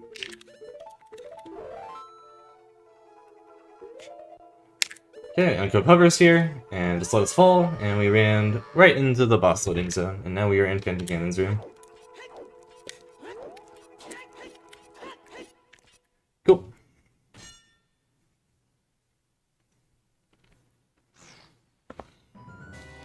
Alright, and we're at 3 hearts at the start of this fight, so we want to use Phantom Ganon and up one of our bombs to damage ourselves down to half a heart so we can again do a cutscene skip by dying. Yeah, I was about to say, don't forget to damage yourself down. Yeah, I always do this. I actually never go into this room with less than 3 hearts because I'm used to doing this fight this exact way, so... Oh, interesting, okay. So we're gonna wait till the Phantom Ganon is just above us so he shoots his lightning attack, and we're gonna try to hookshot him at the same time. So we get hit, he gets hit, everyone's happy. Oh, we're good. And we're gonna get ISG off this bomb and take damage from it. So now we're at half a heart. We have ISG that we're gonna use to kill him, and we can just do the rest of this fight like normal. Shoot him out of the paintings.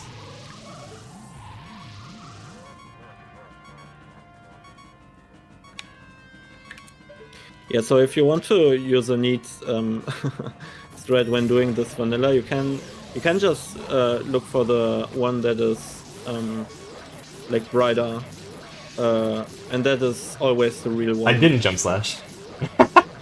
Alright, this fight's a little longer than I usual. was about to ask you if you jump slash, damn.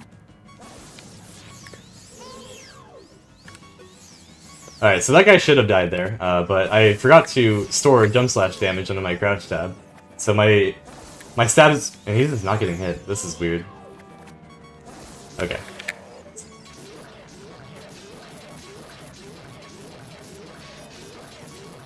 Okay. See, my stabs were doing 1 damage instead of 4 damage. So they're doing 1/4 of the damage that they should have been doing. So that guy took a lot more hits to kill than usual, but it's okay. He's dead all the same. And I was just using hookshot to keep him locked into his like spin attack, to keep him on the ground and make sure my sword was continuing to hit him. You can do it also by spamming arrows, but I don't really like doing that. It's never worked consistently for me for some reason. Also, arrow count is a little bit more important in this route, so I like using hookshot. Alright, so again, just to set up here. Get our fish. I'll do the cutscene skip. And we're fish. Okay. The fish fish rolled again. really doesn't want to get into the bottle today. It really doesn't.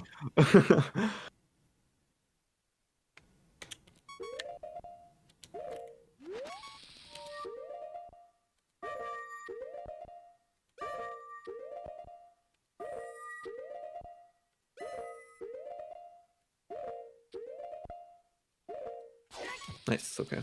Alright. So we are good. Forest Temple done.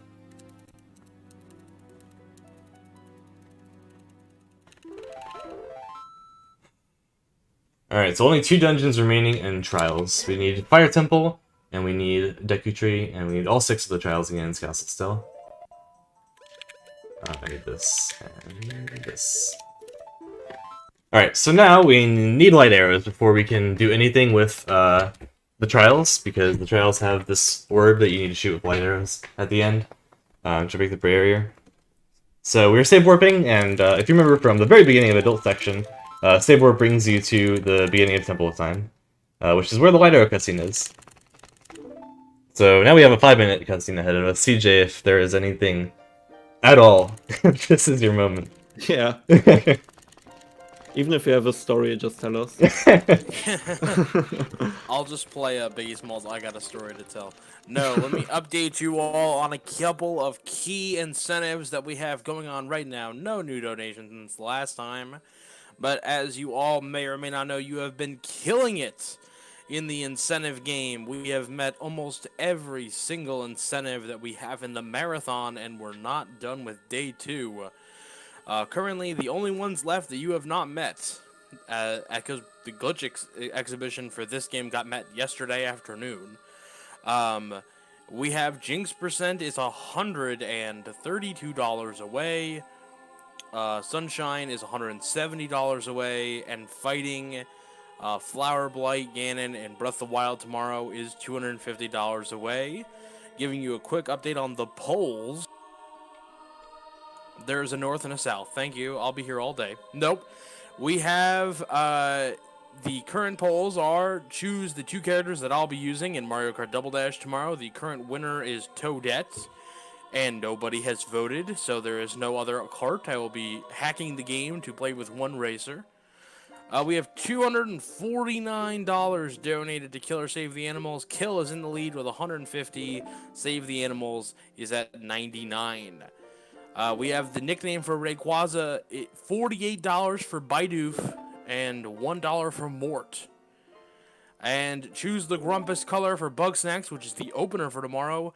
$2 is in the lead for green. If you want to choose the Grumpus color and for whatever reason you really hate the color green, here's your chance. $2 will get you orange, yellow, or black. That's a steal. So that's all of the updates on all of the incentives. Thank you everyone for your generosity. I still think we can get to 2,000 tonight. I still believe. I believe. I also believe. Yeah, I also believe. Thank you. Don't make Lake and me and Spittle a liar. Thank you for the update, CJ. Alright, so, like I said earlier, Fire and Deku left in Trials. The next thing we're going to do is Fire Temple.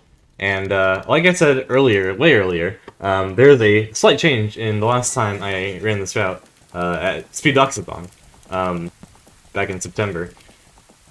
We did not get Goron Tunic, which would nullify any heat timer during Fire Temple. What we did instead is we picked up a heart in Jabu during the wrong warp there. And now we have 4 hearts, and for those who don't know, the heat timer that you get in heated areas is based off of your current health. So, with 4 hearts, you get 32 seconds on the timer, which is enough to make it through every section we need to, with the exception of one thing. We need to do a wrong warp at the end of Fire Temple. And we don't have enough time to do that with just 4 hearts. However, if we do the Volvagia fight and then die and get revived by a fairy, that extra time with an extra 32 seconds at the end is enough time. So, we're gonna get a fairy at the beginning of Fire Temple to use later. And the convenient thing for the purposes of a marathon run, normally when you do 4 hearts fire in any other run, you don't have a fairy. And you do a different strat for Fire Temple with a different wrong warp that doesn't take as long. And requires you to die, which is fine for that. So there's no safety if you don't make it into past any of the heated areas in time. There's one in particular, besides Volvagia, that is very close in time. You have to be very, very perfect with your movement. So for other routes that exist and have existed in the past, Forest Fire is pretty scary. In this route, since we get a fairy, and we're required to get a fairy for this route, we have that on deck. We can equip swap it if we are ever in danger of dying. And we will just not die. We will get revived by the fairy as many times as we need to.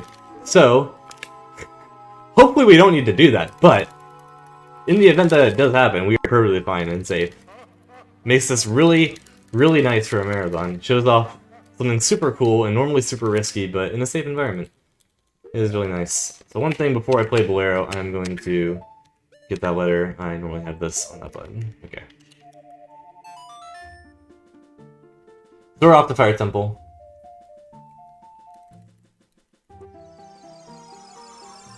And I probably won't talk much for all Fire Temple. If you have anything to say during Fire Temple's fight, feel free. I don't need quiet, but I need concentration. Okay, great.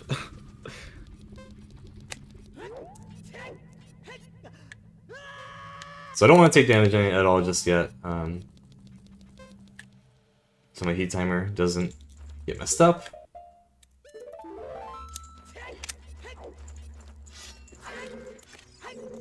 Alright, so there's a cutscene right as you go through the store where Dorina talks to you.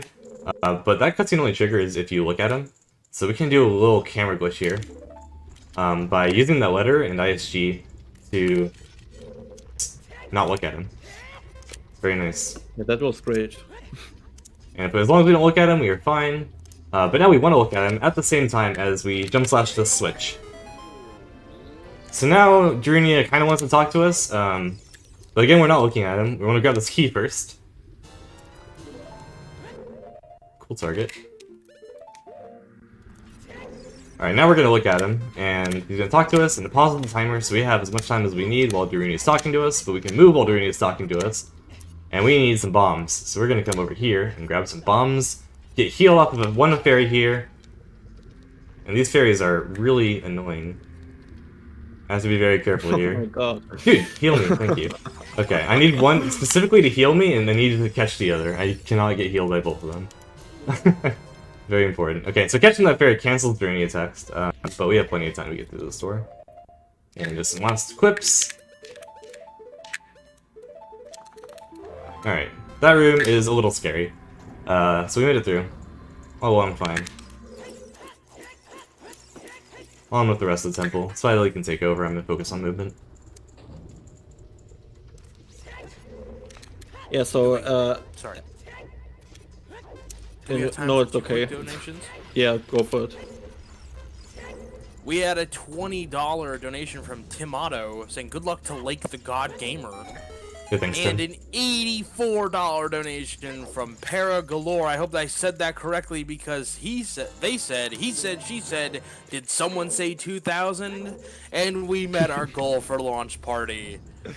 Thank you, We Caden. just That crossed is... $2,000. Yeah, thank you very much. That's my brother. Thank you. That's your brother? Yeah. Oh, Lake shit. brother. Thanks, Thank Caden. you so much. I had to interrupt. I apologize. No problem. So we want to get through this room without taking any damage from the lava in the middle of the room. We have plenty of time, it's just about not getting hit by that lava. Which we kind of were close to, but didn't. So it's okay. Alright, now this is the tricky part. I need very good movement here. If I don't have good movement, it's fine, we can equip swap a fairy, but I would like to not. It would be cool. Yeah, it looks cool and it's fast. This is actually kind of tight. So we want to get to the store right before 23. 25 is great. So if you get to the door at 23, you don't really have any more time to spare before getting through this room. Alright, as long as I don't make any super bad mistake, the hard part's over. That was good movement. Yeah, that was great. 25 is, I think, the best. Time you can Yeah, get there. that's the best I've gotten at least. Alright, made it through. Easy peasy. That is Yeah, the with hard 2 part. seconds on the timer. Nice. Didn't even have to equip up a fairy. That's very cool. Alright. We're gonna clip through this wall just to skip a part of the dungeon. Land in this room.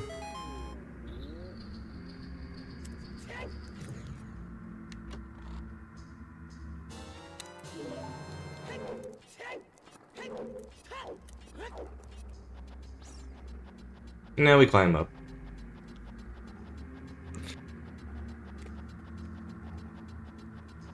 Alright, so yeah, the hard part of this dungeon, until Volvagia is over.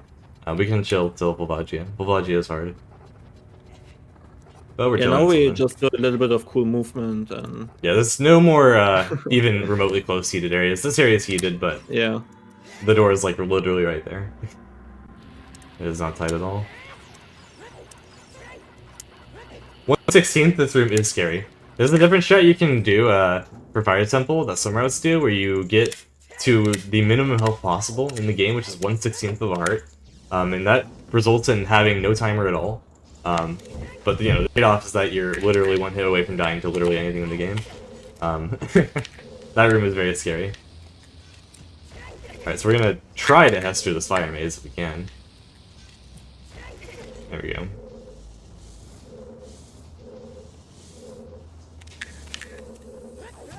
And we can take bonk off that thing, which kind of puts us in some invincibility frames, which we can just backflip through that flame wall with. Normally you have to hit a switch to make the flame wall go down. It's just long because there's a cutscene. That's all. Get some extra bombs, some extra health. We're all set for Volvagia. For this blade answer, we just gotta hookshot the little middle ball part and crouch stab him 3 times. And we are almost to the Megaton Hammer, which is the end goal of what we're trying to do here. The boss room is like on the very first floor, which we have ways to get there early if we had a way besides needing Hammer to beat Volvagia, but we really need Hammer to beat Volvagia, which is all the way at the top of Fire Temple, unfortunately. Yeah, if we had a quick way to get to Hammer, or like to get Hammer somehow without any item manipulation, we could skip a lot of Fire Temple. Yeah, in fact, Like, all straight up, dungeons, probably 5 minutes. yeah, all dungeons are very similar category in theory to this category. Hold on. Okay, oh. Is everything okay on stream? In Discord, everything is cool. Okay, cool. Everything looks good. My monitor blinked and there was a loud thunderclap, so I was worried for a second. There was a storm outside. I just got scared. Right. Oh, that's scary. All the important stuff stayed on. That's important. Okay, we're good. Everything's fine. That just scared me. Okay. I don't even remember what I was saying before. But we have hammer now. You were talking about all dungeons and... Oh yeah, all dungeons are very there. similar category in theory to this. Allows item manipulation. So it has a way to get hammer early. And thus skips a lot of the dungeon. They just go right to the fight. Alright, so we can do a Hess to clip out of bounds here. And just jump slash all the way down into the boss looking zone. Also, chat's popping off. What's up, everybody? Yeah, I noticed that too. Alright, so we're gonna do a weird shot here, which is a first for this run. Which puts us under the floor. And Volvagia is actually loaded under the arena before the fight even starts. And we can shoot Volvagia to pre-damage Volvagia before the fight starts. And now Volvagia will just die in one hit.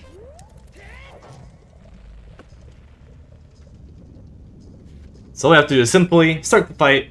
I pre-damaged her one short because I can drop an extra bomb to damage them while Volvagia is still popping her head up. But yeah, pre-damage them to just about death, and the fight will be over very soon.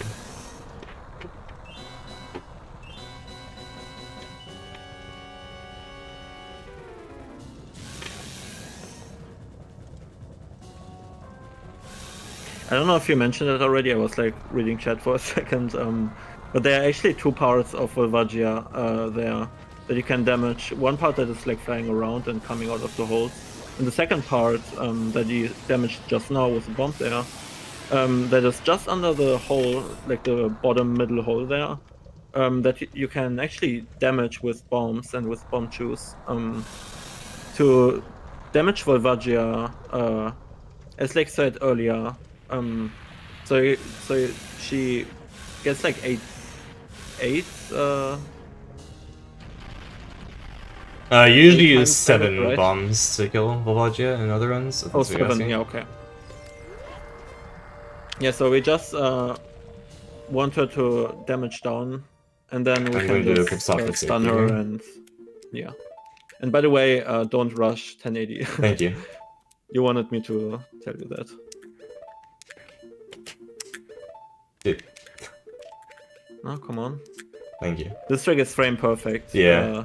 And on the pause screen, it's actually 30 frames per second instead of 20. So technically we don't need to do that equip swap there, but I want to keep the fairy just for safety for a later part during trials, in case anything goes wrong there. We don't need to die for this wrong warp, so we're all good.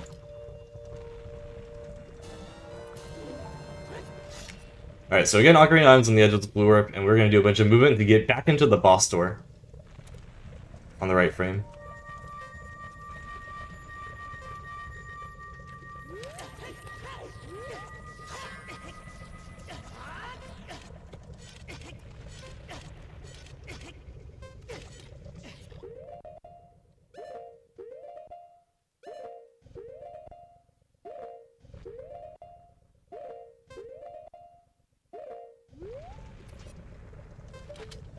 Okay.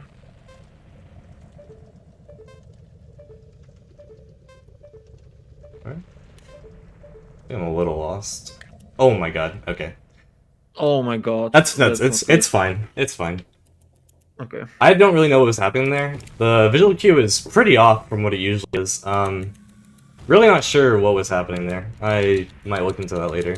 But this is fine if, again, watching the cutscene is the best way to fail the cutscene skip here. What we're gonna end up doing is, so what was supposed to happen there is we wrong warp to Ganon's castle. So instead we are going to watch this cutscene, save warp, and walk to Ganon's castle.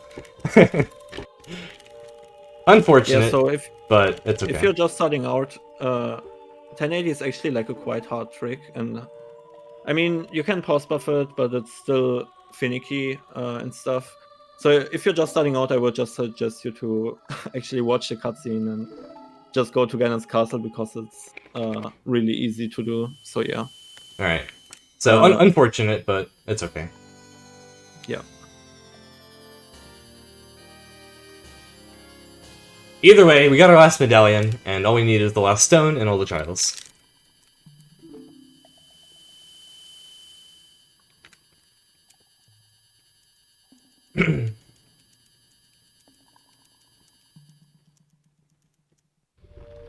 Alright, so again, I'm just gonna save warp to go back to Temple of Time, and we're just gonna walk over to Ganon's castle.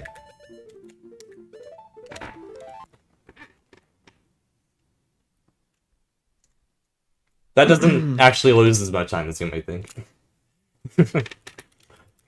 Yeah, I never like failed it that way because I don't really do 1080 in the route I'm doing right now. Yeah, I usually just reset So it, I feel it, so I've never done this.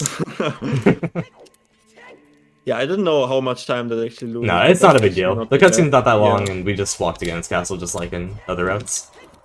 So that's all good.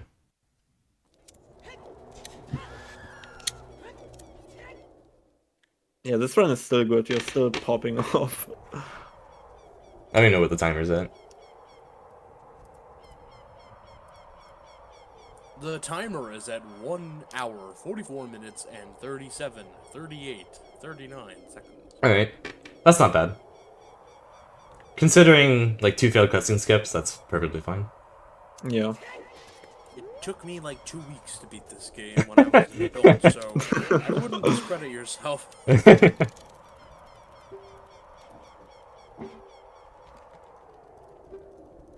I'm just glad my power didn't go out when I thought it did. Yeah, you were pretty scared. You told me about that. Yeah, I mean, I saw it storming outside, and my area is known for power outages when it's storming, so... Oh, I didn't know that is really scary. Yeah. Staying on a little longer, internet. We're chilling. Alright. So now we're at trials. Good job. We were on over to Ganon's castle. Huzzah. We're in here.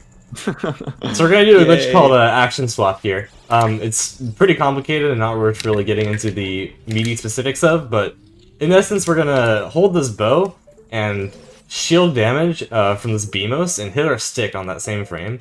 And it's gonna confuse the game a lot. And we're gonna do something cool with it. Yeah, the classic game confused. Yeah, that's...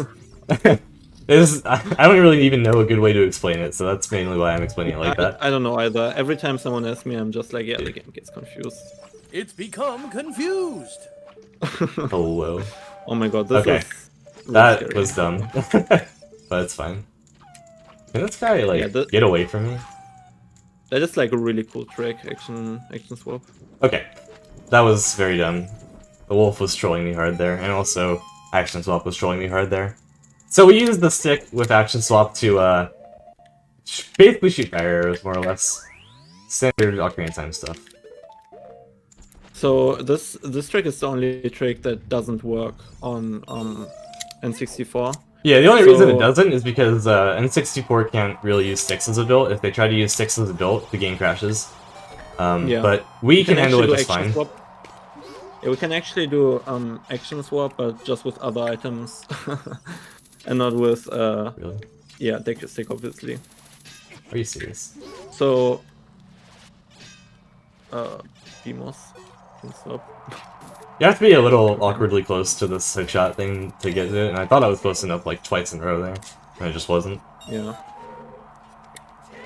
Yeah, so usually N64 would be slower for this category, faster for this category, if it wasn't for action swap, because on 1.2 on the N64 version there are actually some tricks that work and don't on VC. For example, you can skip the bongo cutscene, like the introduction cutscene where he like hops around and stuff and shows himself. You can stun lock him there in on the N64 version and just quick kill him. So that's one one thing that is like much faster on N64. Yeah, another trade-off The of best aspect- N64 as opposed to VC is N64 is a lot more laggy in a lot of different areas. So you actually lose a Yeah. lot of time from category to category on N64 to lag and lag alone. But yeah, And- Weed's faster and- for this category. And VC looks better, but that doesn't Yeah. like, do anything.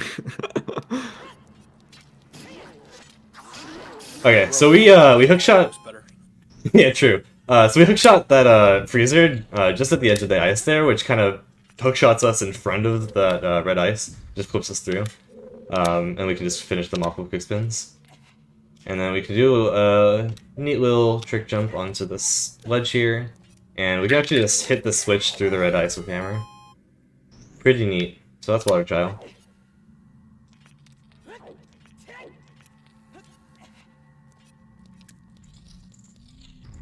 I need health.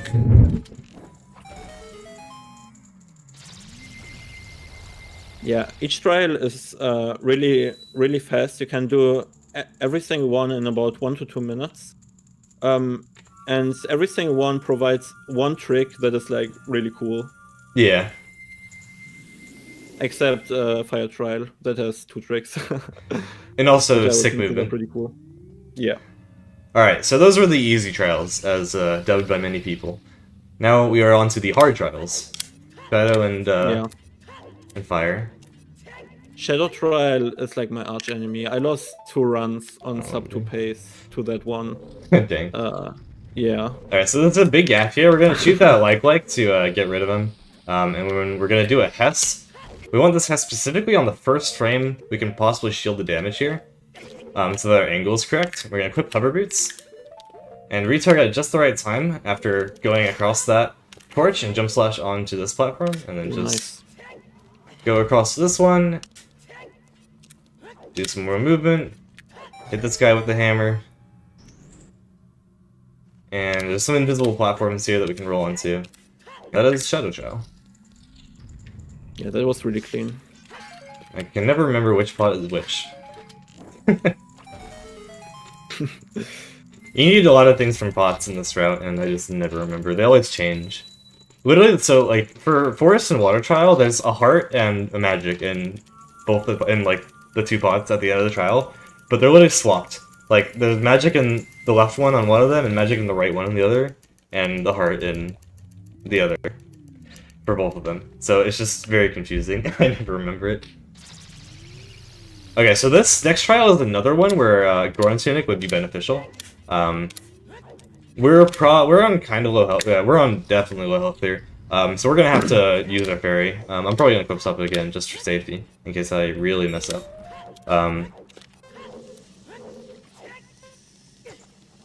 But just some cool movement. This is the part where why Lake held on that ferry. Yeah, this is the reason I equip swapped it for 1080. Optimally, you do Yeah. not need it to be in here, but I took a lot of damage in Forest Trial, which is unfortunate, just because that wolf was... Whoa, what was that? What? Oh my god. That was super strange. Okay, that's fine. Let's do it again. Classic Fire Trial. I've not had that happen. That was interesting. It was like an ESO or something. I don't know. Oh yeah, I didn't explain this, Yeah. but with good movement, you can kind of just grab this ledge and clip through the pillar, which nullifies the need for golden gauntlets. All right, I'm gonna first of all just get healed by this fairy before I even attempt this time. So I'm gonna Yeah, so by intentionally clipping die into here. those, Go by ahead. clipping into those big stones there, we can actually completely skip the golden gauntlets. Yeah, which are in Shadow Temple, or not Shadow Temple, Shadow Trial, and are like right there for us to grab, but they require us getting a switch and opening chests. It's just not faster when the workaround is so simple. Wait, can you just grab them? I thought you would have to get silver gauntlets before. No, Really? yeah, Damn. you don't need the previous strength upgrade to get it. That's really interesting. I didn't know that. All right, so we got all the silver rupees, and we just void it out after. I need to equip light arrows again because I didn't equip them for the fairy. We're gonna do a mega slide off. and equip hovers to get across this final gap. Normally you need long shot to hookshot this target there. Alright, solid. A little bit of a weird thing that happened the first try of that, but otherwise painless. Yeah, the rest was pretty good. So we are done with the hard trials. Now we're on to the other easy trials. That is the titles. The easy trials, the hard trials, and the other easy trials.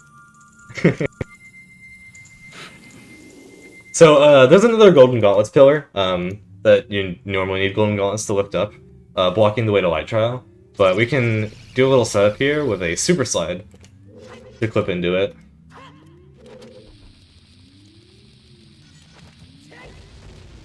And that didn't work for some reason. Yeah, that's unfortunate. Alright, and we're in. Nice, okay. I missed that slash.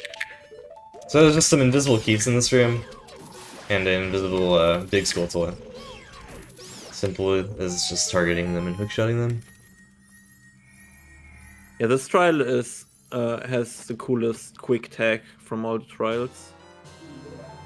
You do like a lot of turns and small movements. Yeah, the next room after this one.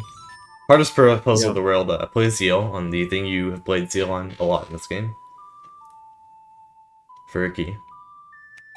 Not sure if anyone actually found that one challenging, as there are a lot of instances of playing Zeal on 5-4 symbols in this game. Yeah, this Might is even attempt actually this good the movement. second time we need ZL. Yeah. We only need ZL 2 times in this whole run. I forgot that's actually a requirement for ZL. I thought it was just magic, but I always forget about that. Yeah. Thank you for the bonk folder. And this is a fake last stream. Meant to trick casual players into thinking, what? Where's the orange flowy thing that I need to shoot the light arrow? Yeah. And if you stand around for too long, actually Wallmaster Yeah. comes down and grabs you.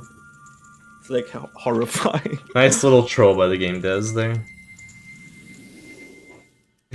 Light medallion is the easiest to get, so it makes sense for the light trial to be easy. True. Alright, so one more trial left, and Deku Tree, and BD Ganon. That is all we have to do. And you might think it's weird for us to save Deku Tree for last when we're literally in Ganon's castle and can go to Ganon right now after this last trial. But you would be wrong. There is a quicker way to get to Ganon, and it involves Deku Tree. We'll get that in just a second after I do some rupee collecting and get past this last room. Neat little trick here. After we take this guy out of the way, we can literally just shoot through the iron bars to trigger the switch. With a trick called hookshot or bow extension. You can do it either.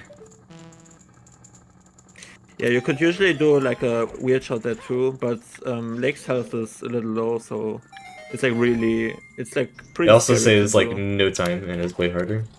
Yeah, it only saves like a couple seconds, but it's my favorite trick of the run, so I Alright, so love this like weird shots and stuff. last bit of magic and also nuts in that pot there. To finally get nuts again, we have gone the entire run since we cubed over them in right after magic, about 40 minutes in. And now we finally have nuts again, which is important because we're about to fight Goma. And Goma, while not requiring nuts, definitely goes a lot faster with them. So that is the last trial. We have done all the M's and all the T's. And we need one more S.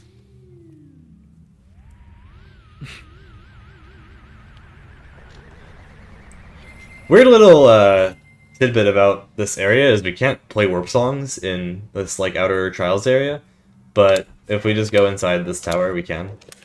Kind of dumb. I don't really know why, but it's there. Yeah, I don't know either. Can you play songs in those quote-unquote challenge rooms with Stalfos in it and Iron Knuckles and stuff? Do you know that? Like further up the tower, yeah, you can. This whole tower you can play songs in. That's weird.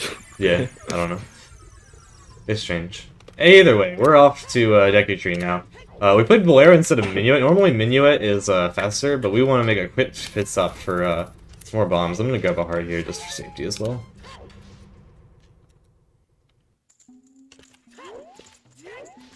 So the door to the Goron shop is closed right now. That was some interesting equips. But we can get in there with just a little clip here. Start at this wall, do a mega slide up into this wall.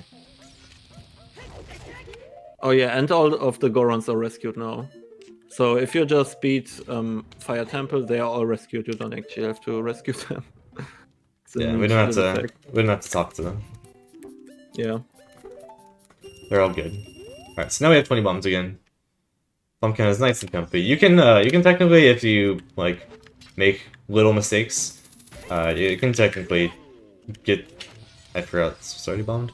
You can get through like this whole fire temple to the end of the game area, and the bombs that you have, you don't need to buy bombs, but it doesn't take that long to buy bombs, and it's very safe. So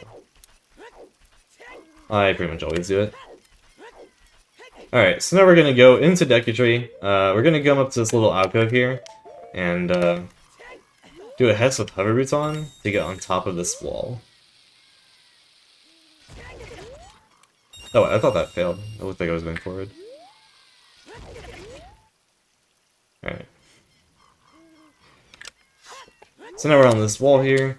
We can just move over, cast the load trigger for the Deku-Tree area, and into the Deku-Tree. Normally, his mouth is in the way, but his mouth is an actor that gets unloaded, similar to the Shadow Temple door, if we get in an unloaded area. So now we're in Deku-Tree. First dungeon of the game, but last dungeon of MST. Yeah, I mean, we gotta beat that first challenge of the game. Yep. I'm excited. I'm just starting my playthrough of Ocarina of Time. This is exciting. Yeah. Alright, and then you're beating the game. Doing a neat little tech skip here. Normally Navi wants to talk to you when you go next to these vines, but we can put away Hookshot and just skip that text. And now we just want to go straight to Goma's room. We don't need anything else in Deku-Tree. So with a quick little mega flip here, and flipping hover boots.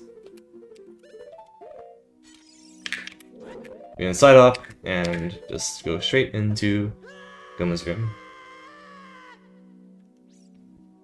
Nice. Really quick, thank you Nick V for the raid. Yeah, thanks, Nick.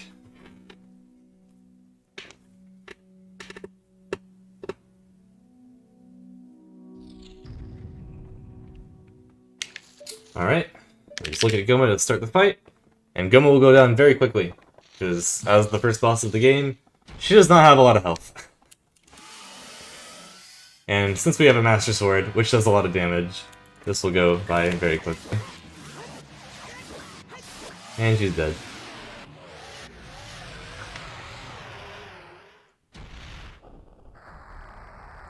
Alright. I think. Good? Yeah, go ahead. Alright, so last little wrong warp of the game. Like I said, all the child dungeons can wrong warp. Goma being one of them, or Deku-Tree, I guess, being one of them. So, but first we need to clear this door out of the way by reloading the room. And to reload the room, we're going to attempt to void. So we're going to try to do a little hover here. Good. And use one last bomb. Flip out of bounds, and we're just going to void out, reload the room, and we're all set for the wrong warp. Yeah, so really I'm just going to save real quick. similar wrong warp you might probably have seen in the old any percent run, or in the Defeat Ganon, what it's called now, run, where we do this as child. So, but now we are doing this as adults, and it kind of works the same way, just with a little different setup. We're doing this, and then we go ahead and nut twice, so we can delay the warp, like the warping out thing a little. So we enter the loading zone there at the right frame, and just get warped to Collapse. It was really nice. And now we're in the collapse sequence, and we just want to go directly below it. So we're going to do a super slide to get under where we currently are. And so we landed lower in collapse, in an unloaded room. And we're just going to do some movement out of bounds here. I know where to go because I've played this game a lot. And now we are at the final floor of collapse. And one more quick super slide. Or not. I have bombs, it's fine. I can do it again. One more quick super slide to get Nice. past all of this stuff. And we have to get the kiss for the fans, so I'm gonna do this. Yeah, we get a little kiss from Zelda here. A little smoochy. An interesting thing, this like cutscene where the tower collapses and crumbles down after the Ganondorf fight, that's kind of has shared flags with a certain other thing we did this run, which was getting caught by Gerudo guards. So, since we set that flag already, this cutscene gets skipped. It's pretty weird. But only coming from that wrong warp. It's not like if you get caught by guards and go through Ganondorf, it'll skip the cutscene. Only from the wrong warp. Or 1080 wrong warp.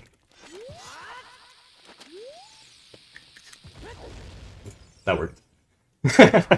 Wow. Nice. Yellow slide for the fans. Okay, so we're gonna do a super slide into the Ganon fight. And remember we were talking about busy states with owls earlier? This is the same concept. We're busy in this cutscene right now when we super slid into it. And Ganon is gonna try to knock the Master Sword out of our hands. But since Link is busy, he will not be able to. And we will be able to keep the Master Sword for the first phase, making it go quite fast. Ganon in this first phase has 10 health. And all your weapons are like hard set to 1 damage. But there are 2 exceptions to this. One being the Master Sword, since you are not supposed to have it, and the other being Deku Stick, which a certain other category uses, but not this one.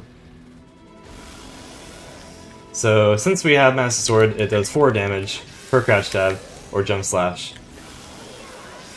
4 times 3 equals 12, which is about 10, so 3 hits. First phase done.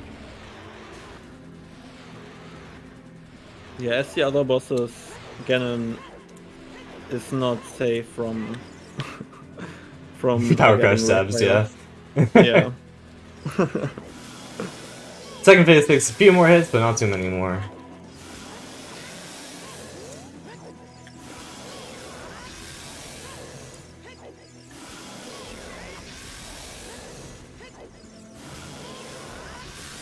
Very nice. Time is Nice. coming up on the final slash on Ganon. About 20 seconds from now.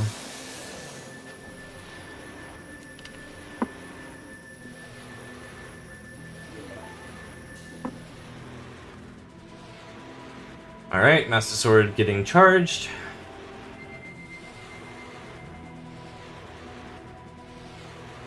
And time.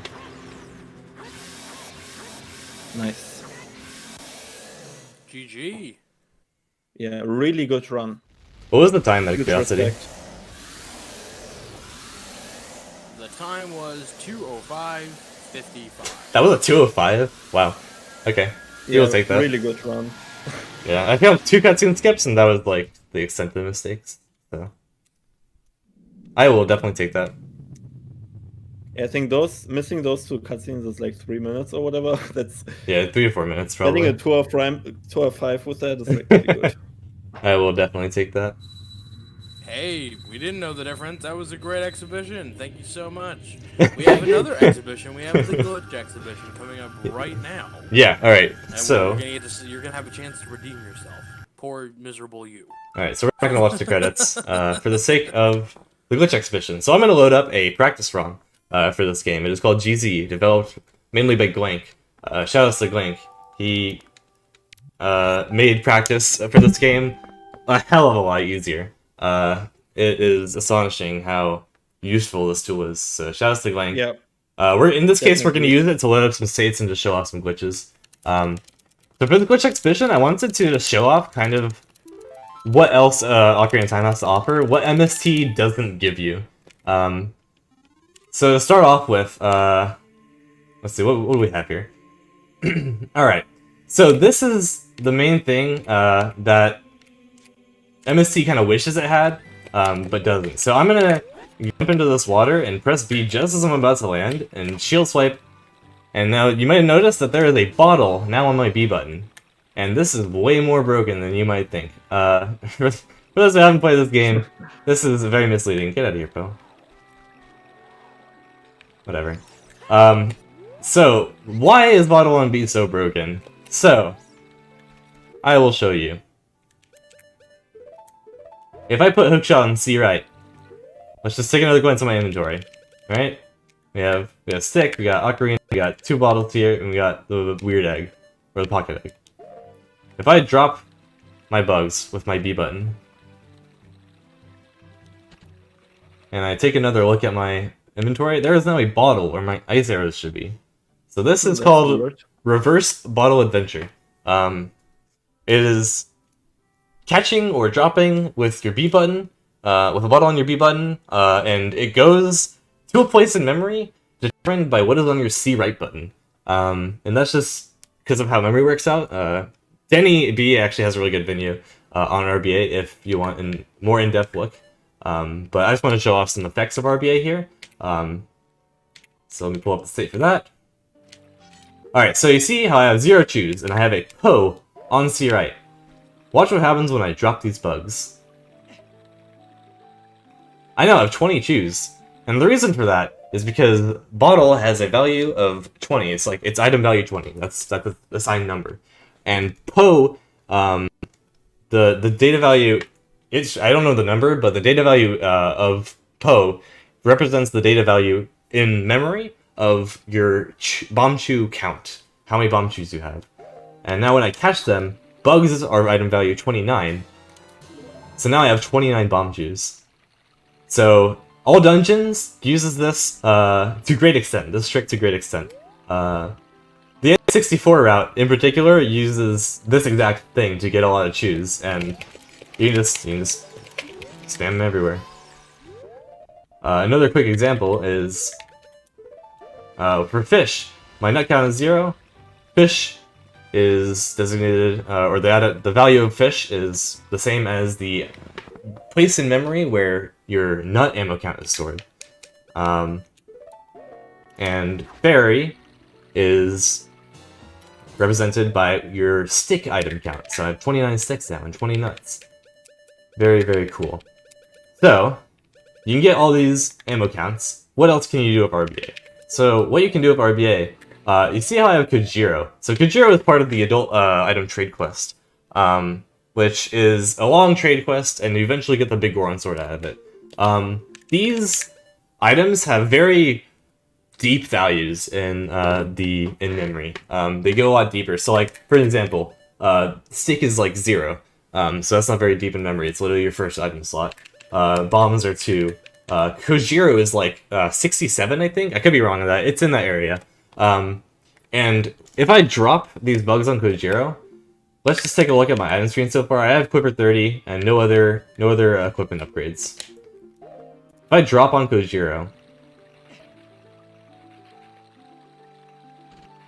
my bugs dig, but that's fine. I have more bugs.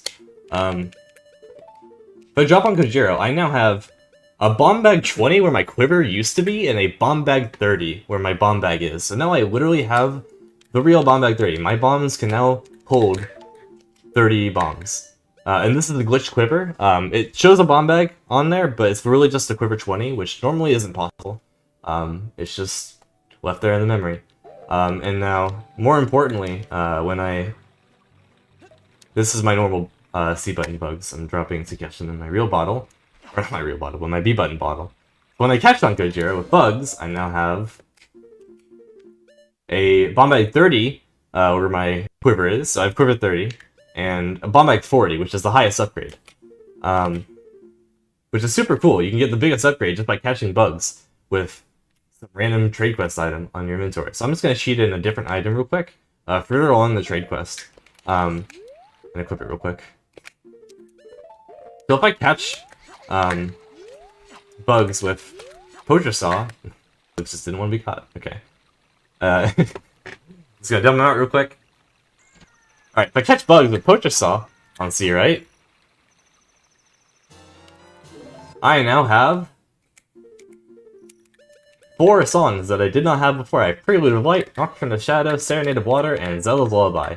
And to no one's surprise, remember how we got Zelda's Lullaby from watching that long cutscene in Child section? This is a way to get it without having to do that, so people love this item. It's very, very useful. So that's RBA. That's the essence of RBA. There's a couple other niche uses for it. But the main thing is you can get like a bottle in some random slot. You can upgrade your shoe count, and you can glitch things like songs and equipment upgrades into your inventory. So that's something that MST bans, that all dungeons would allow, for instance. And maybe you're saying, okay, reverse bottle adventure. Well, what's bottle adventure? There must be a bottle adventure, right? So this is bottle adventure. We have a bottle on our B button, right? And if we can go back in time with our bottle on our B button, and then we go back in time, back to adult, the game's gonna try to update your Eclipse for that bottle. Oh god. That's fine. Okay. Just work me to a simple time. I didn't know the save state had this dumb thing on it. Okay, we're good. Everything's fine. So, we have fish on our C right button as child. This C right button as child is gonna determine what's on our B button when we go back to adult.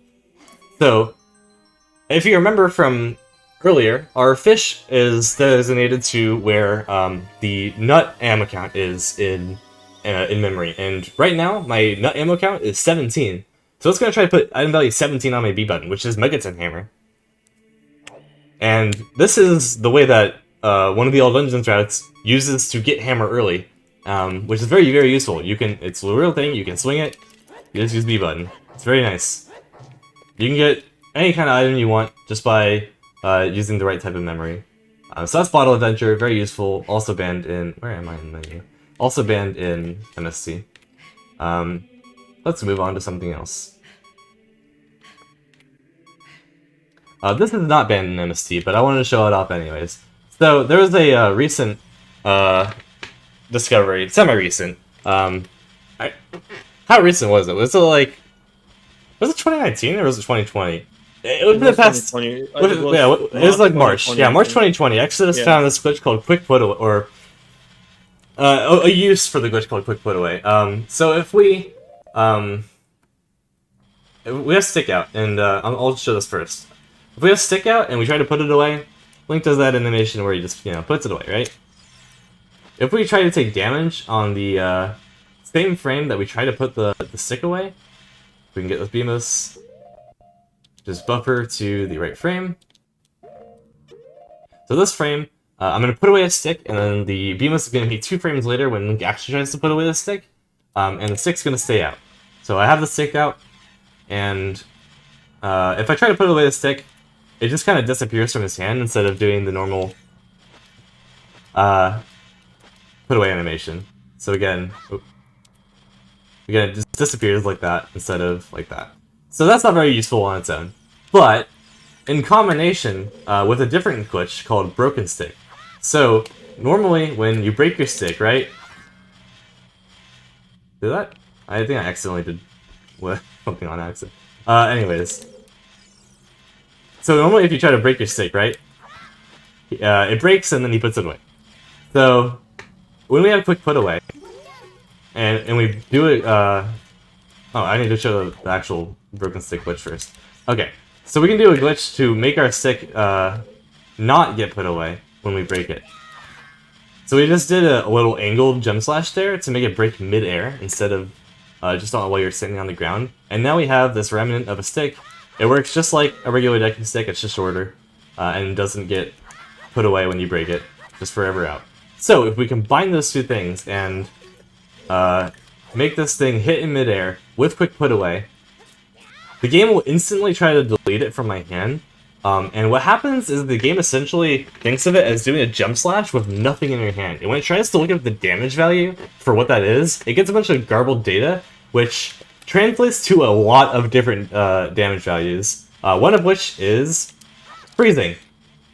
So we can just freeze this guy. One of which is Din's Fire. So I'm going to show you use for the Din's Fire aspect of that.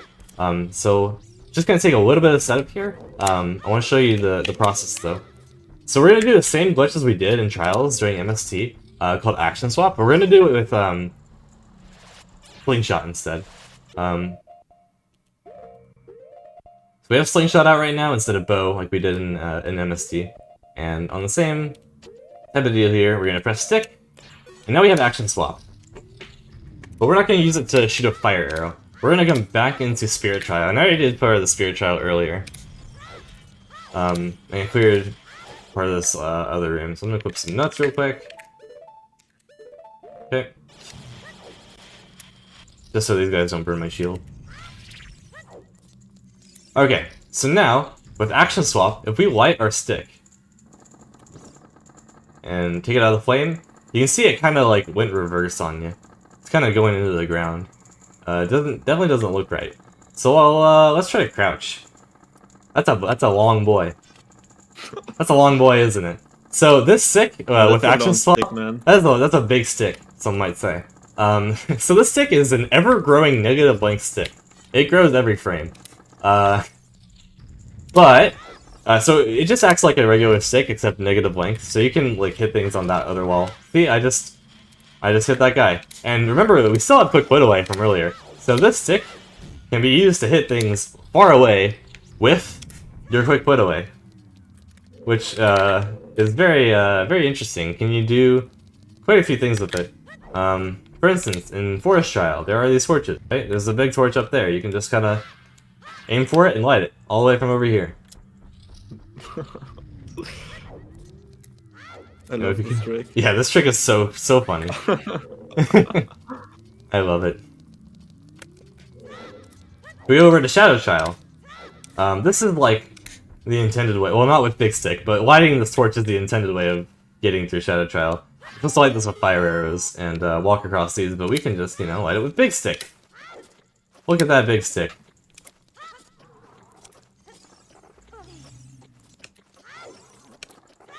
And there's another torch over here we can light as well. Perfect.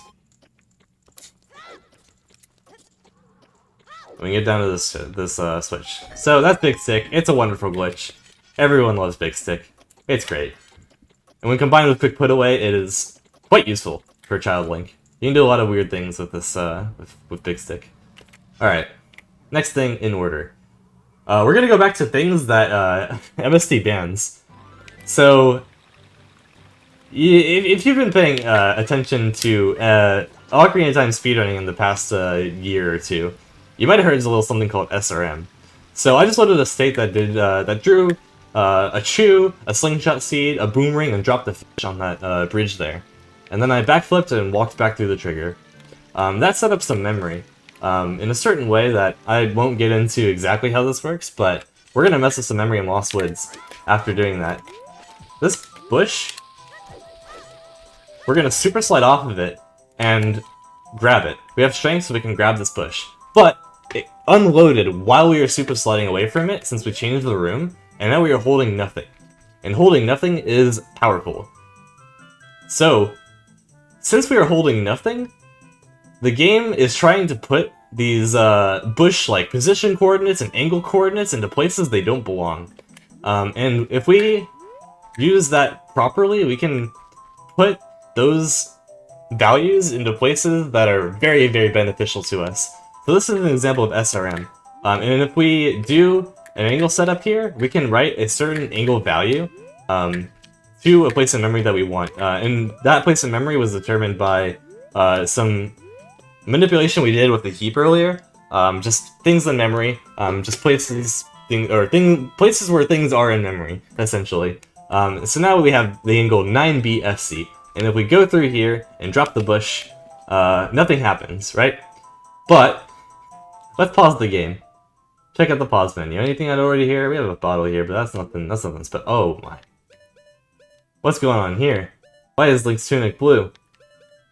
What's that square up in the top left corner? What's the square blinking here? What's going on? Okay, now we have a blue tunic and Link is walking kind of weird.